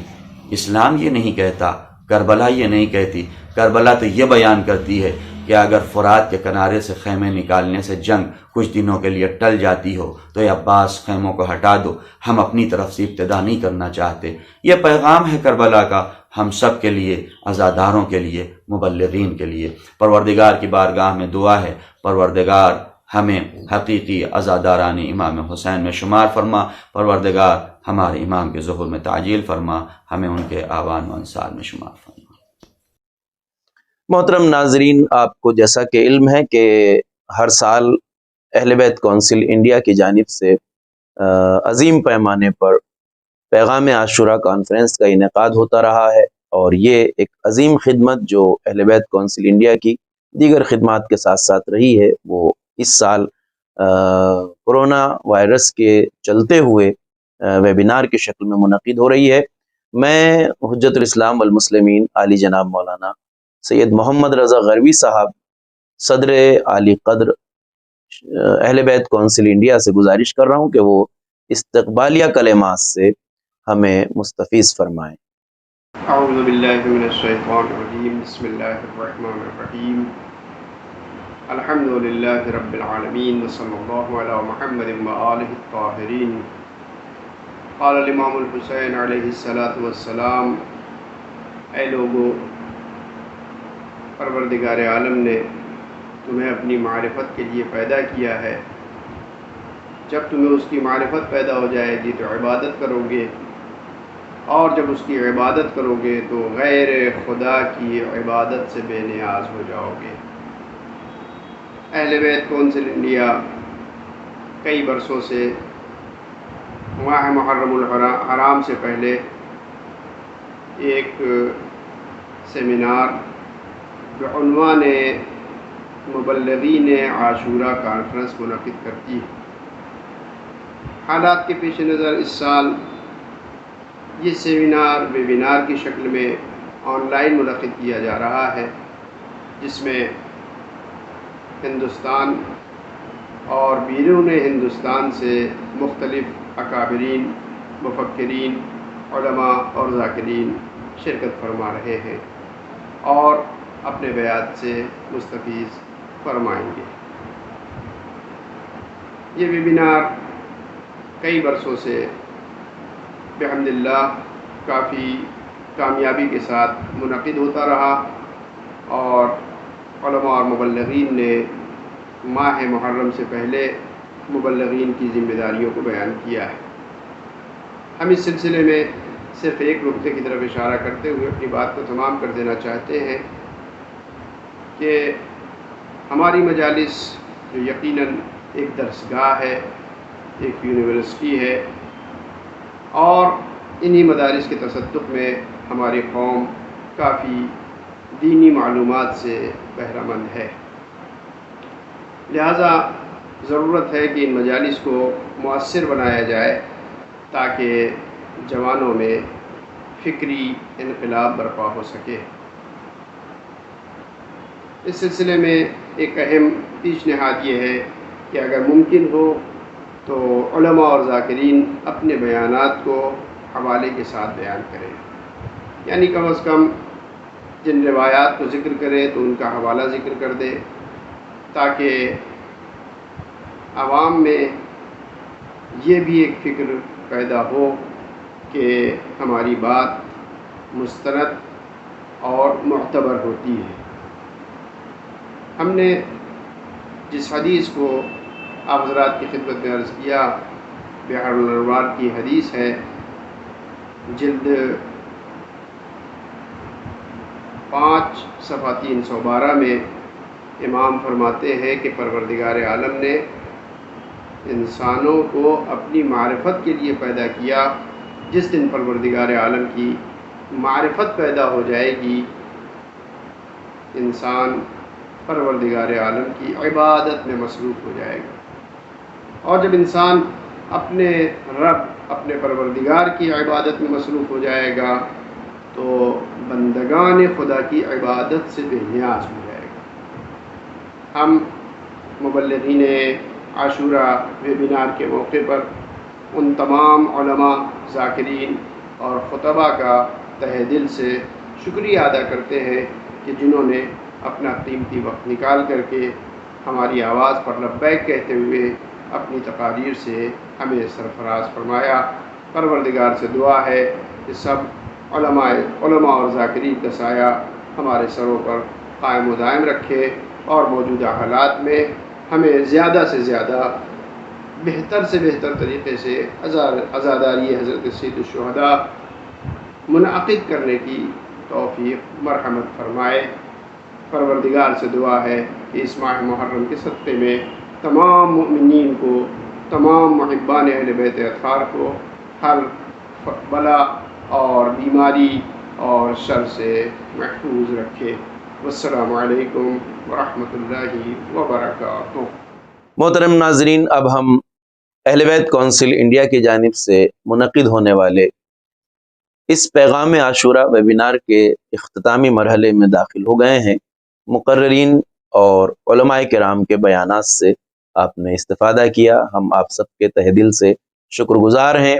آئیے میں ناظرین محترم اور مقررین محترم علماء کرام کے شکریہ کی ادائیگی کے لیے، کلمات تشکر کے لیے اہل بیت کونسل انڈیا کے جنرل سیکریٹری حجت الاسلام والمسلمین عالی جناب مولانا سید جلال حیدر نقوی صاحب سے گزارش کر رہا ہوں کہ وہ تشریف لائیں اور تمام ہی ناظرین محترم اور علماء کی خدمت میں کلمات تشکر ادا فرمائیں۔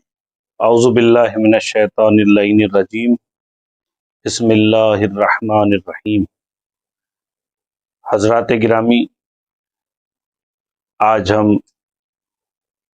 عالمی ویبینار اجلاس مبلغین اور پیغام عاشورہ کے عنوان سے منعقد کر رہے ہیں۔ اس ویبینار میں آپ تمام حضرات نے جن اہم مقررین کے تقریروں کو سنا، یقیناً ان کے پیغامات ماہ محرم میں، ماہ اذا میں مبلغین کے لیے، مومنین کے لیے مشعل راہ ثابت ہوں گے۔ میں اس موقع پر اہل بیت ورلڈ اسمبلی کے سیکریٹری جنرل حضرت آیت اللہ رضا رمضانی صاحب کی خدمت میں بے حد ممنون ہوں کہ انہوں نے آج کے اس ویبینار میں ہمارے ساتھ شرکت کی، اور تنزانیہ سے ہمارے برادر عزیز مولانا عدیل رضا عبدی صاحب اور کویت سے جناب مرزا عسکری صاحب قبلہ نے اپنی تقاریر اس ویبینار میں شرکت کی۔ تقاریر کے ذریعے حضرات بہت ہی عجیب و غریب صورتحال ہے اس وقت کووڈ-19 کو لے کر۔ ہماری یہ ذمہ داری ہے کہ ہم ماہ محرم میں کووڈ کے سلسلے میں جو گائیڈ لائنز حکومت کی طرف سے آئی ہیں ان پر عمل کرتے ہوئے اپنی اور دوسرے لوگوں کی صحت اور سلامتی کا خیال رکھتے ہوئے عزاداری کی جو رسومات ہیں انہیں ادا کریں اور عبادت عزا کو انجام دیں۔ میں تمام مقررین کا جو ہندوستان سے شریک ہوئے ہیں، دوسرے ممالک سے شریک ہوئے ہیں، ان کا بے حد شکر گزار ہوں، اور تمام ناظرین کا بے حد شکر گزار ہوں کہ انہوں نے اس ویبینار میں شرکت کی، اور تمام مبلغین کی خدمت میں ایک بار پھر شکریہ ادا کرتا ہوں کہ انہوں نے اس سیمینار میں، اس ویبینار میں شریک ہو کر جو اپنا تعاون دیا ہے وہ یقیناً ہمارے لیے حوصلہ افزائی کا سبب بنے گا۔ انشاءاللہ اہل بیت کونسل انڈیا اس طریقے کے پروگرام ہمیشہ منعقد کرتی رہی ہے اور آئندہ بھی کرتی رہے گی۔ والسلام علیکم ورحمۃ اللہ وبرکاتہ۔